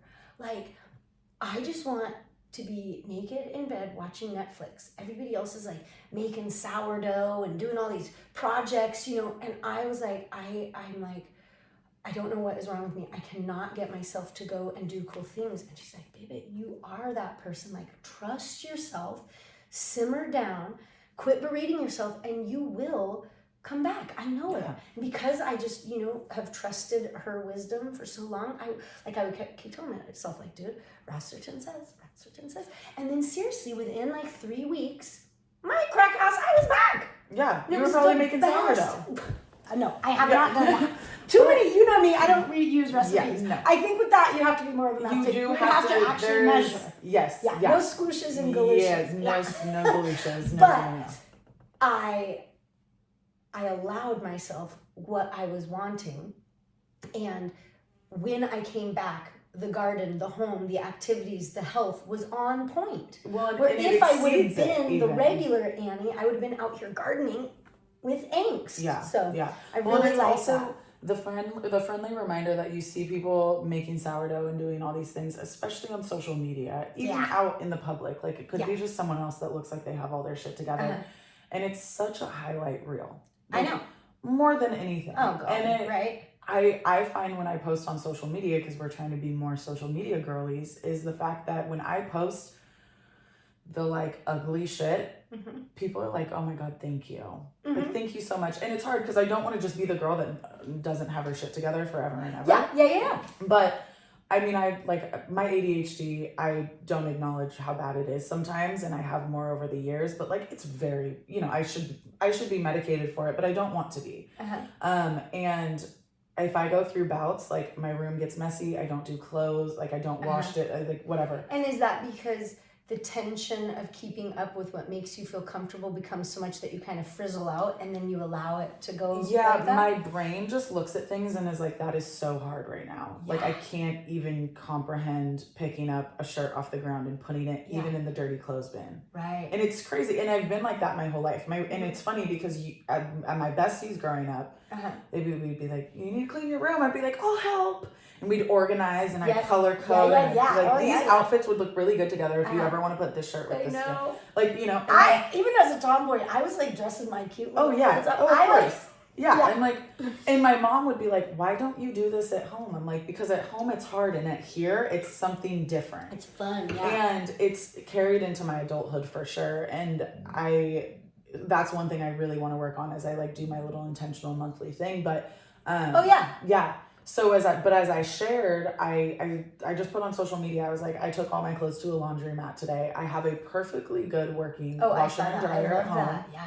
And I couldn't, like, my mind could not think to do 17 loads of laundry at the house. I just put 4 washers and dryers at the thing. I got it done in an hour and a half, and I was good. Yeah. And people were like, I mean, people you wouldn't expect, and a lot of my following are men. And they're like, thank you for posting this. Like, this happened to me a few months ago, and I was so embarrassed. I just thought I was like a lazy piece of shit. Right. And I'm like, yeah, I thought I was too. And then you get and I love going to the laundromat. And I don't even need to go to the laundromat. Right? I'm like, this is awesome. People are sharing quarters with each other. Right. There's conversation. Someone's like, this is the best dryer. You get an extra minute out of it. Don't tell anyone. I'm like, you got it. It'll be our little secret. And I'm just like, but just the sense of me being like, I don't have it all figured out and it's okay, always gets the best engagement and response out of my page. And so what I'm learning is I want to be more vocal about that on social media. And I think I do a good job already, but I haven't done anything to necessarily build that engagement and build a following and then have it kind of turn into all the things I want with like my coaching and all of that. And so, as I moved to Tahoe, it's obviously a place for me to be like, I need to figure my shit out and figure my life out and what are my next steps and what does my future look like.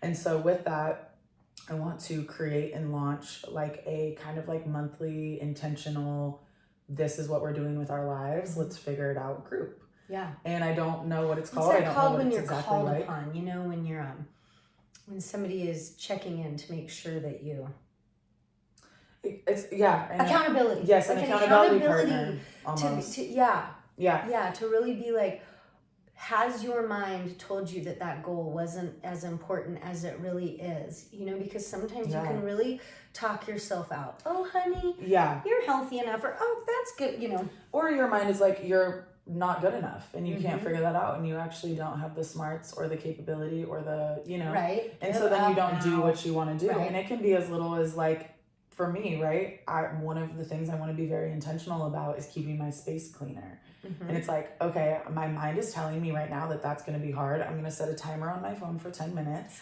Oh, I saw an interior designer doing that. Yeah. But they're like, with anything, it was for procrastinators. And they're like, you can do so much in 10 minutes or 5 minutes, you know, depending on, but if you just set an alarm and be like, I can do whatever for this amount of time. Yeah. I was like, oh, I don't really need that because you've got that. I need a timer you for come like, home and you're sit like, down and don't. I was supposed to vacuum and you're like, I don't think you got under that chair over there because I see it glisten in the sun and someone hand me the broom. And I'm like, oh my God, she's so good. And I didn't even know there was a chair there. Like, well, who knew? But yes, there's so many different, what I've learned too is there's so many different, for being like the neurotypical self that I am, or not neurodivergent. Neurodivergent. See, I don't even know. But I've learned that there's so many different, like someone can have ADHD and have like OCD a little bit, and then they're clean and I'm like, I want that one. I want that kind. I know, right? Oh, like what? What do you mean? You have an idea and you just do it the next day? It takes me 3 weeks to do that thing on my list. Are you fucking kidding me? Right. But I'm learning to. I custom myself on my Post-its. Like once, if I have to transfer more than once, I'll put maybe an exclamation point. You know, sometimes the fun ones start, and then it's like, do the fucking. It's like, please get this done. It's been on the list for 3 weeks, and the only person who hasn't done it is you. But so this want to write this next week. Please. Just cross it off the list. Yeah, so with this intentional thing, I want it to be a space where people can join in and kind of like we're meeting on an even playing field. Yeah. Like I need to get my shit together, you need to get your shit together, but I also have the tools. I'm here presenting the dinner party. Yes. I'm bringing the table, the plates, the but talk. I'm sitting down and I'm eating right along with you because a lot of times what happens is, and there's times for this and there's times for like something like I'm talking about, right? There's some times where you're like, I need you to be the expertise and I need you to do it already. Make sure it works. Like if I was a business coach and I'm telling you to like, we're going to do this and form an LLC and start this and please, I hope you've done it already. Because if you're just sitting there doing it with me, I'm paying you how much money to do what? No. Right. But something like this where it's like, okay, let's do a reset. Let's 30-day reset. Let's do it together. I'm no better than you. I have shit I need to get done. I have shit I need to fix. I have blockages and negative mindset and all these things that I need to work through. And so, it's just a group that we come together and we do a 30-day reset. And I want to make it affordable for people. So it's not like this scary thing to be like, oh my God, I have to pay $900 for 30 days of what? And it's just like, we figure it out together. And we also work through mindset shifts and perspective shifts along through it to be like, okay, these are the goals and intentions we have set for ourselves. Why is it not happening? What is it that we need to work through within ourselves? Well, a lot of times when you're doing that, you hear it's easier to hear somebody's blockages as they're speaking than when you yourself are speaking. Totally. You know, like, well, honey, listen to what the sentence you just said. Remember, like, you just change said this? those words. Yeah. And it will happen. But Yeah. you can't when you're, sometimes you can. Well, yeah, exactly. I mean, we've been working on that for a long time. Yeah, like, and I we do it. myself, We but, do it all the time. yeah. You'll be like, "What did you just say?" Yeah. Repeat that sentence. Yeah, and I'm that's like, not, yes, right? ma'am, you Yeah. got it. And it's true because I even positive Polly over here. I Mhm. say it all the time. Like Yeah. it's just, and it's such a natural thing for us to go the negative route over the positive route. And it's okay that the negative is there. We have to address it and acknowledge it and then work through it. And so, yeah, I'm really excited because I never had this kind of like calling or like this download, as people say, to be like, create something like this. And I've always wondered, like, how do people create all these courses and what would I even say? And I'm like, oh my God, this is it for me. Yeah. It's like I get to be here with these people and be like, let's do it together. Yeah.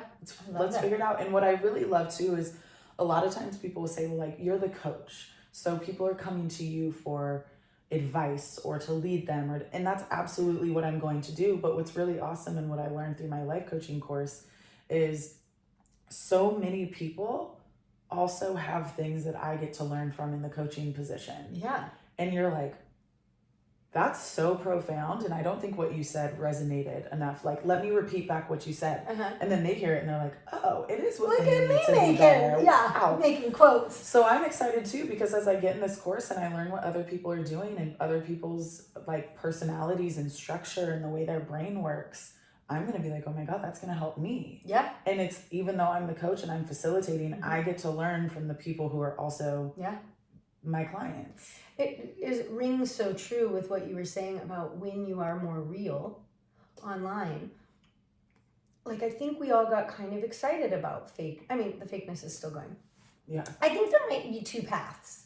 Yes. People that are real and people that are going more the AI. I really, like, it really feels like there's just such different ways of wanting to be. It's very easy now with all of the ways you can change yourself physically, actually within your skin and cellular structure, or just with how you present yourself. I mean, I was at a tournament down in San Francisco and somebody was talking about there's like places you pay $900 for a half an hour to be on a fake private jet to take pictures for Instagram. And it's like, there still is that, but I think that because that is so glaring now, there are also people that it's like me with my kids. I am so much smarter than them on a lot of levels because I'm older, because I've been here in this time space reality longer, and simultaneously those mofos are so much smarter than me than where I am at because they are brand new. You know how it's like a kindergartner can solve a problem better than a college graduate? Totally. So it's like, I think that if we all realize that everybody is here to go back and forth instead of this hierarchical of like, I'm the coach, let me tell you because I am perfect, where it's like, hey bitches, I'm really good with people. I'm really good at learning. I've got all of this. I'm figuring this out. Like, hey, I'm creating a platform. Let's do it together. Yeah. I think that it's like a new way of being, is that all of us bring something to the salad. Yeah. And you don't have to be the tongs. You can be a veggie up in there in the, I can be doing it too. Yeah. And without taking away your authority. Yeah, exactly. Like when I had Parker's Beauty Bar at the very beginning, I was like, I really want this to be, I want clients to be able to complain about their hair, because the 2 times I paid for hair without doing it were harmful, and they did not care that it wasn't how I wanted. Yeah. So I want us to be really talking about, you come back if you don't like it, and then when we are confused, let's all come together. So if you're nervous, like some hottie comes in and you're like, oh my Lord, what is the formulation for this? You're in your own terror. Ask and have people help. And the funny thing was, nobody had been, like the salons that we had worked at, people weren't doing that. It was more of like, I've got this, I know what I'm doing. Yeah. But the clients liked it. Oh yeah. Because then the clients got to see, look at these, like, there are so many scientific thoughts with this, and look at them all helping, and look at them like caring about me, and Yeah. So I really learned a lot with that. Like, you don't always you don't always have to act like you know everything. No. You don't. I ask questions about everything I'm a professional at all the time. Like everything I'm a professional at, I know nothing about. And more tons about, Yeah. And I think that's like the beautiful thing about the coaching space is I would much rather work for a coach who's like, I'm a shit show sometimes. Yeah, like, I'm a shit show, and this is out of my wheelhouse. Yeah, right? And let's look at it together, because maybe I need to know that too. Yeah, and maybe like, oh my God. Or also like, if I'm not the best fit for you, if I feel like you need someone else or someone like, I'm a really wise person, and I know that, and I've known that since a really young age. Right. But I'm also constantly being amazed by the things that I have absolutely no wisdom about. Yeah. And then intuitively and naturally, we all have our own wisdom, and it's like, I may not be the best person to pull that out of you. Yeah. And that's okay. Let's find someone else that works for you. I will reference you to other coaches or friends or people that I have in my wheelhouse where it's like, this is who I think you should work with. Because I said in another one, you need a toolbox of hotties. You need a toolbox of hotties. You need like somebody for all of the things, like when a kerfuff comes to you, who you gonna call? Yeah. What Ghostbuster are you gonna get? Exactly. You open up that Which hottie? Yeah. The hotties. Toolbox of hotties. Call them. I love that, but it's so true. I say all the time, like I want people that I can refer my clients to. Yes. And that's in everything. It's in fitness and wellness. It's in mental health, even though as a life coach, that's kind of what we deal with. But maybe there's like I said, there's things above what I can handle. It's anything and everything. Yeah. Here's a friend. And there's no right or wrong. There's not the best counselor or the best trainer or the best coach. It's so swirling, like doing hair is such a courageous thing, because you can really fuck somebody up. And a lot of times people don't really it's like this worried thing. And then, with me striving to always be the best I can be, it was always that feeling of like, oh no, I didn't do it perfect, when really it depends on what, I think it took me a couple years to realize that it wasn't a failure. Like if somebody came in and wanted a really mathematical cut, I'm not a bad failure of a hairstylist because I'm not mathematical. Yeah, girl, I can make your hair fun and flowy. I do, yes. But it took me years to realize, and I would just sit there doing it, and it did work out, but I was so internally oh my gosh, how am I going to do it? Yeah. To where in the end it's like, oh lady, honey, let me send you to Faith. Yeah, please. That girl knows how, or so it's knowing what it is and not demeaning yourself for not being right for everybody. Yeah. I think that's a great way to look at it. Like what we were saying about teachers or whatever, if this teacher likes wild people, then you're in. Yeah. If they like a quiet kid, you're not. That doesn't mean either one of you is good or bad. Yeah. So it's nice to be just because somebody gets a better service from somebody doesn't mean. No. Yeah. No. If somebody works out better as a coach for them, when you get over that ego block of I wasn't the perfect one, it's so fun to share. Yeah. I send people to other salons all the please go support everyone, because they're going to get someone in their chair. They're going to be like, you know what? I know a lady who's going to be exactly what you want for this. Yeah. Go see Annie Parker. Right? Yeah. And I think there's power in that because, like you said, the ego is a crazy thing. And so, and especially, and I've had to really ask myself a lot of times, and I think sometimes it's just a worry, because sometimes I'm like, you're like, am I the problem? Am I the narcissist? Am I the this? Am I, oh my God, is it really me? And I'm just not aware. I'm not socially aware. I'm not self-aware. But when you do this work, you really do have to check your ego a lot. And that is also being I might not be the best life coach yet. Yeah. And that's okay. Yeah. I'm not supposed to be. Yeah. That's why it's not $900. And it's praise the Lord for that too, how fun to build with your peeps. Yes, and I'm all for people being paid what they're worth. Oh yeah, I'm for all sure. for you. Yeah, she'd pay me my hourly, and I don't look at it, and I'd be like, this is $100 more than you're supposed to give me. She's like, it's a tip. I'm like, I love you, thank you, and I learned my worth in that a lot. You learned a lot, because I remember talking with you no. You started a little bit less and immediately it went up. It's we all need to learn, yes, I am worthy of this. I am worthy of this. Absolutely. You were a badass. Yeah. You took all of my thoughts of... I did. I really did kick ass when I worked for you. Girl, we did so good. But I look and I'm like, okay, when you come to offering services as a coach or a stylist or something, I know my worth, And I know like this is my price point, but I see a lot of people who offer a shit ton of money. And I'm like, I think your ego is talking to you on this one. Yeah. And sometimes it's from afar. I don't always know the person personally. Trust your gut. But you kind of just trust your gut, and you're like, this is something where we're told so often, like, this program should be X amount of money, and we need to be making this much a month, and da-da-da. And it's like, dude, you're going to get there. Yeah. You're totally going to get there. But sometimes you're not worth that much at that time, and that's okay. Yeah. And sometimes you have to charge too much to figure out your pendulum. Exactly. You know? Yeah. When I first, like, I mean, I'd always been an entrepreneur, but remember when I went to Maya Cooper. Hello. And I was like so stressed because, you know, like owning the business, you really don't make as much. But the girls would not like the booth rent. And I felt, because they were also my friends, that I needed to tell them how much things were, like I had to prove to them that their booth rent, I wasn't ripping them off when they were doing better than me. And it was such a tizzy because I just wanted to be a prom queen so bad. You know what I mean? Like me, I'm used to liking, and I know. And she was like, none of that matters. I don't want you to think about any of that, Annie.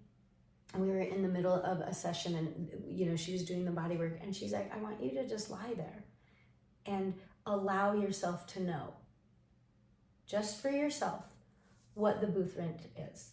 You know, so I was already kind of calmed and such. And I just sat there, and I knew that it was $500. Perfect. And from that moment on, none of the girls ever even questioned again. I never did the math in my crazy little Annie Parker math way. I never did any of it again because she gifted me this. Yeah. There is no right. It is yours. You don't have to prove. You don't, like, baby, this is my truth, and there are so many other salons.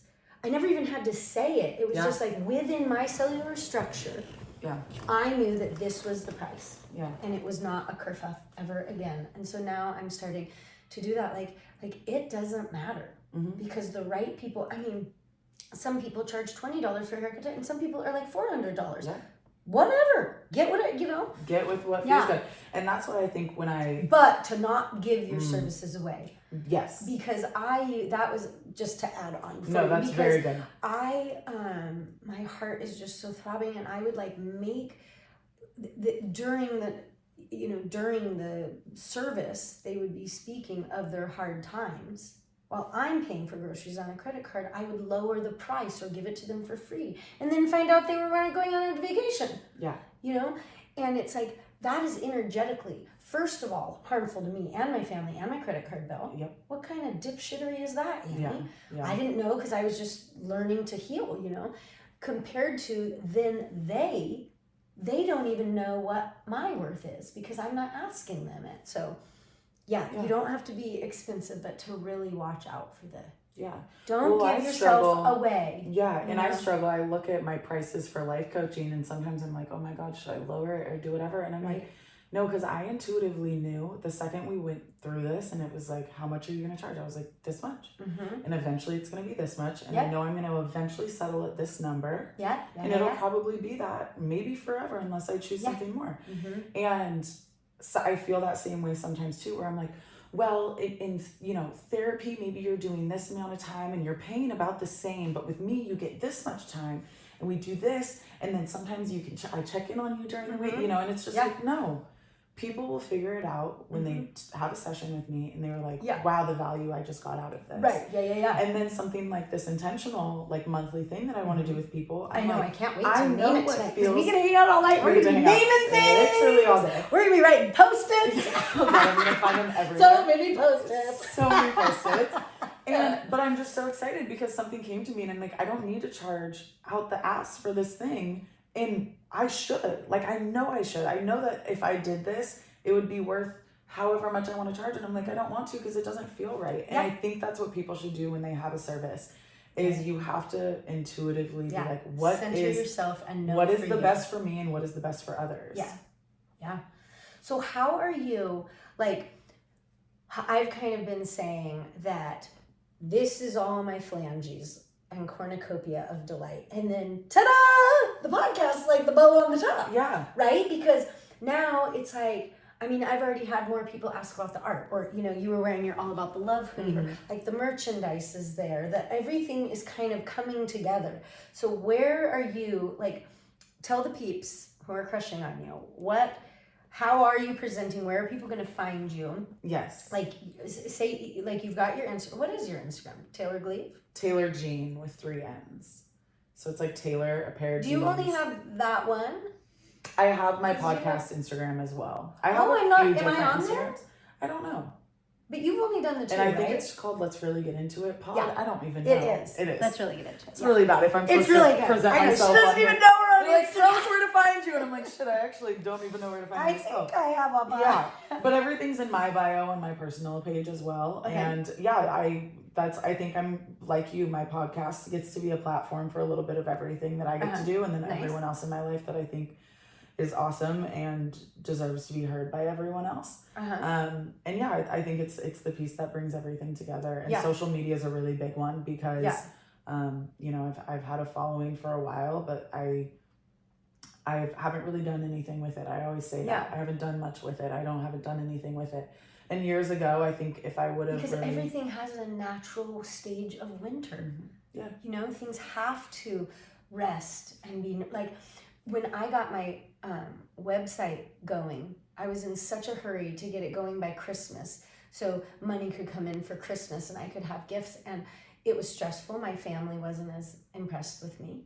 You know, Mama was just like stressed, and I lost weight, and I was trying to do everything I do, but wake up, you know, I wasn't doing my spiritual workouts in the time in the morning. I was trying to, and I don't like anything that I design because I was forcing it. Yeah. You know, like that's kind of how I feel. Like even your the thrift store ideas. Yeah. That is with the style. Like they all can rear up. Yeah. You they know, all like can do. Some have to go down into the earth together. and simmer a bit. Yeah. Yeah. So I'm really excited. But to let your dreams have different seasons. Yeah. You know, like they'll all come to the bouquet at the end.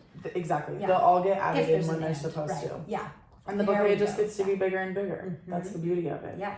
And I talked recently to someone because they were like, why haven't you done anything on social media? Especially because it was when I was 18, 19 years old. I had double the followers I had now. It was just exponentially growing. And I didn't do anything with it. And there was a lot of little hotties who played basketball. Is that when you were doing your outfits? No, this was years and way before then. Oh. Yeah, this was like, I had a friend. It was more of a Sporty Spice Yeah, page. it was more of a Sporty Spice page. Okay. And a lot of like other hotties were doing Sporty Spice stuff and they were blowing up. And now a lot of those women now have tons of followers, and they're going to like NBA All-Star Weekend, and they're doing all these cool things and working with brands.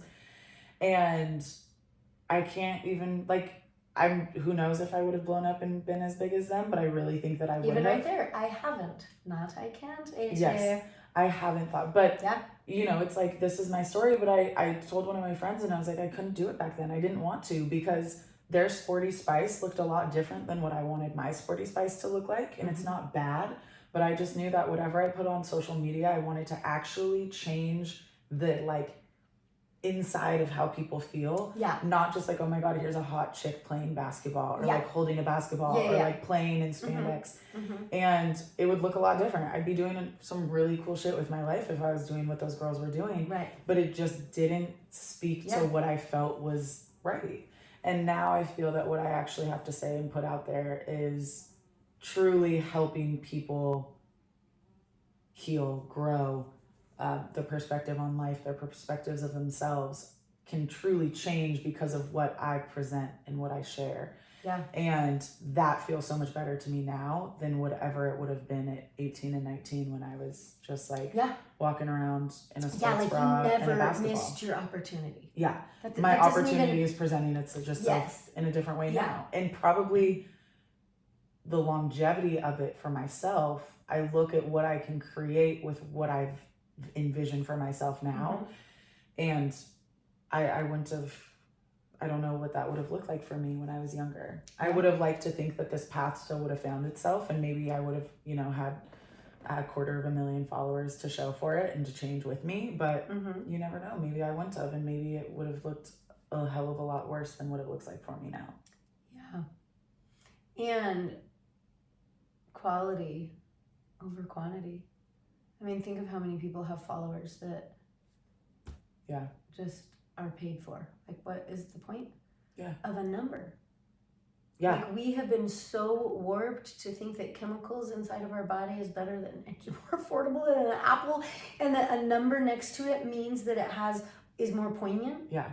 That doesn't mean shit. Oh, yeah. Some of the best things you do for the world, nobody really sees but two, and that is the Yeah, absolutely. It really, I think that when we can relax on that and know that if you feel good, you're winning. Yeah. Because we are taught not that. When really, like, do you have joy?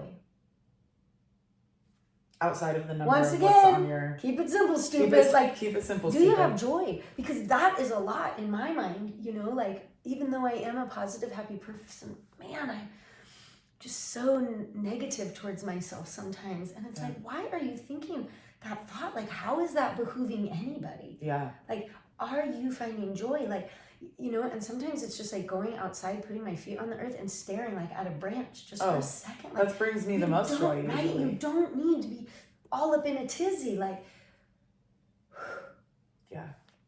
all of this is not necessary. You don't need to be so judgmental or stressed or of yourself, overwhelmed. Of others, of life, of to-do lists. Like, you're never going to get it all done. But I do have to wash the dishes before bed. Yeah. They talk to me. Remember when I was trying to not be crazy and I left? My honey got so annoyed. He's like, well, you were not going to do the dishes, Annie. And I was in there and I was kind of organizing them. You're like, no, it was before we were like supposed to just eat dinner, clear the table, and then go snuggle and watch a movie. And I thought I could do it, but then I was like, had to put all the silverware in a cup, and the Moho family were like, Mama, you weren't supposed to. You're like, I'm just organizing the silverware, that's it. Coordinating. Yeah. And then all of a sudden I went, I watched the movie, I did great. My honey and I, we go to bed, we make out or whatever, and then I like, honey, the dishes, I can hear them. I could just feel it. I don't. It was like they were like crawling all over. It was also just kind of funny because to me it's like then you wake up in the morning and then you start your day with a chore. That is true. And then the food is like on it. Oh, I didn't think about that. So or at least rinse them. I need to learn how to. Maybe. I need to learn to relax on something other than dishes because I don't like.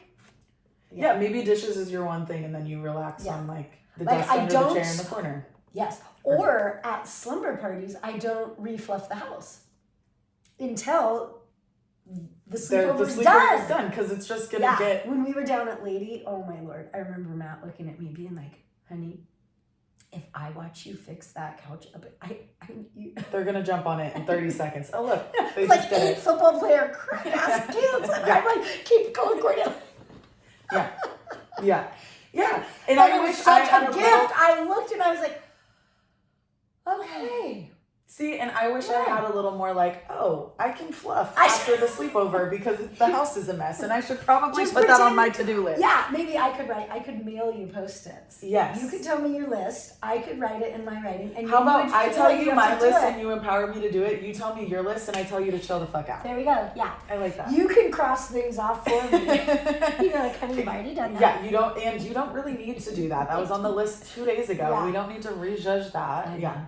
I'm learning.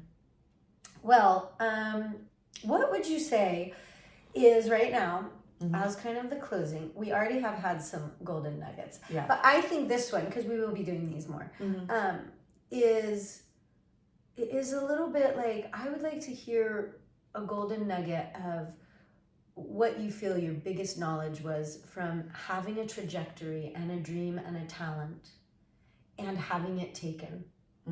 Like, what was the biggest lesson that you can share with people? I mean, from hearing you, I'm like, go talk about it. Yeah. Like, admit it. Admit that the trajectory change was hard. Like, right? Like, if you would have, right when that happened, really been like, wow, this is different. I should grace myself with the time. Yeah. To know that change is hard. When somebody tries to like raw dog a divorce or a huge intense something. It's like it feels like it always pops up. Like, no, things need to be talked about. Yeah. I would also say too that when that thing is taken away, it's okay if it takes time to not figure it the fuck out. Yeah. Because it is. I do wish that I would have acknowledged it. And I think when big things happen, people need to take the time to do it more. Yeah. But I also, like, I don't know. I didn't have the knowledge then. Yeah. Even though I was wise and I was all these things, it was like I didn't have a lot of people in my life to open that even thought for me. To be like, you can sit with this, you know? And I had, like, my parents, my mom who was a coach, I had people in my life who were athletes, and even they weren't like, girl, this is a lot. Right. Like, slow down and think about this. Are you okay? What's going on? Like, it just was like life went on. Yes. And so I totally wish that I would have had the opportunity to feel those feelings then. But I think when something like that happens, we're so quick to be like, okay, well, we just need to pivot and do the next thing by next year. And we need to do this. Yeah, positive Polly the pivoter. Positive Polly the fucking pivoter. Yeah, I freaking did it. Yeah, and see, that's what we're gonna alliterate for. Yeah, and don't get me wrong. I wish that I would have figured my life out sooner than being 28, almost 29, hitting rock bottom, being like, what the hell am I doing with my life? Right.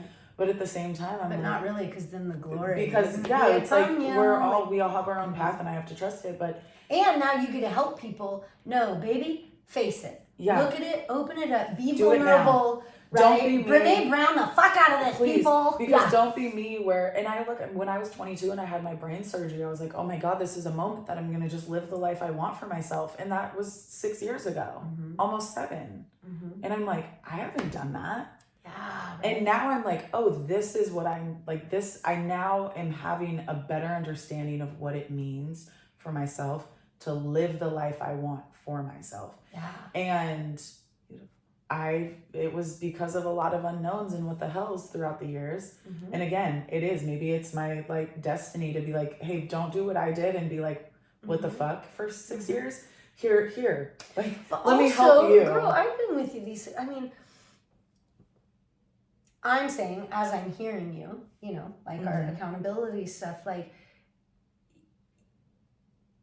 you have been beautiful. You have learned so many things. You have become so much more in depth with character from all of this. Your travels, your learning, you have been given challenges, and those challenges have got you to the counselors that have got you for our conversations, for the things you're working out with your family and your friends and your dreams. You can't do that like we think that we can, because people put, whatever they're called, screens on, what is it?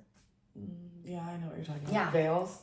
No, something. Where you make yourself look not like you. Yeah, all the things that we do. It's your filters. Okay, there we go. Yes, thank you. Like, I feel what you are saying, but also I have a belief that once you trajectory to the next D1 deliciousness, that you will notice that these 6 years have been awesome. Yeah. You will not feel like it's a regret. You will help people get to where you are. You will let them know, hey, it would have been cool to know that big movement. You know the thing about a duck?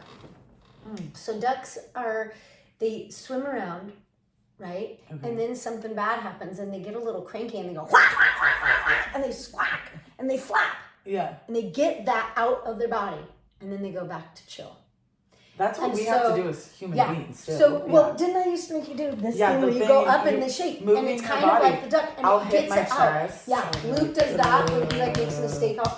It's on me, but if I'm angry, it'll be like, like a little bit here, but like to shake it out. Yeah.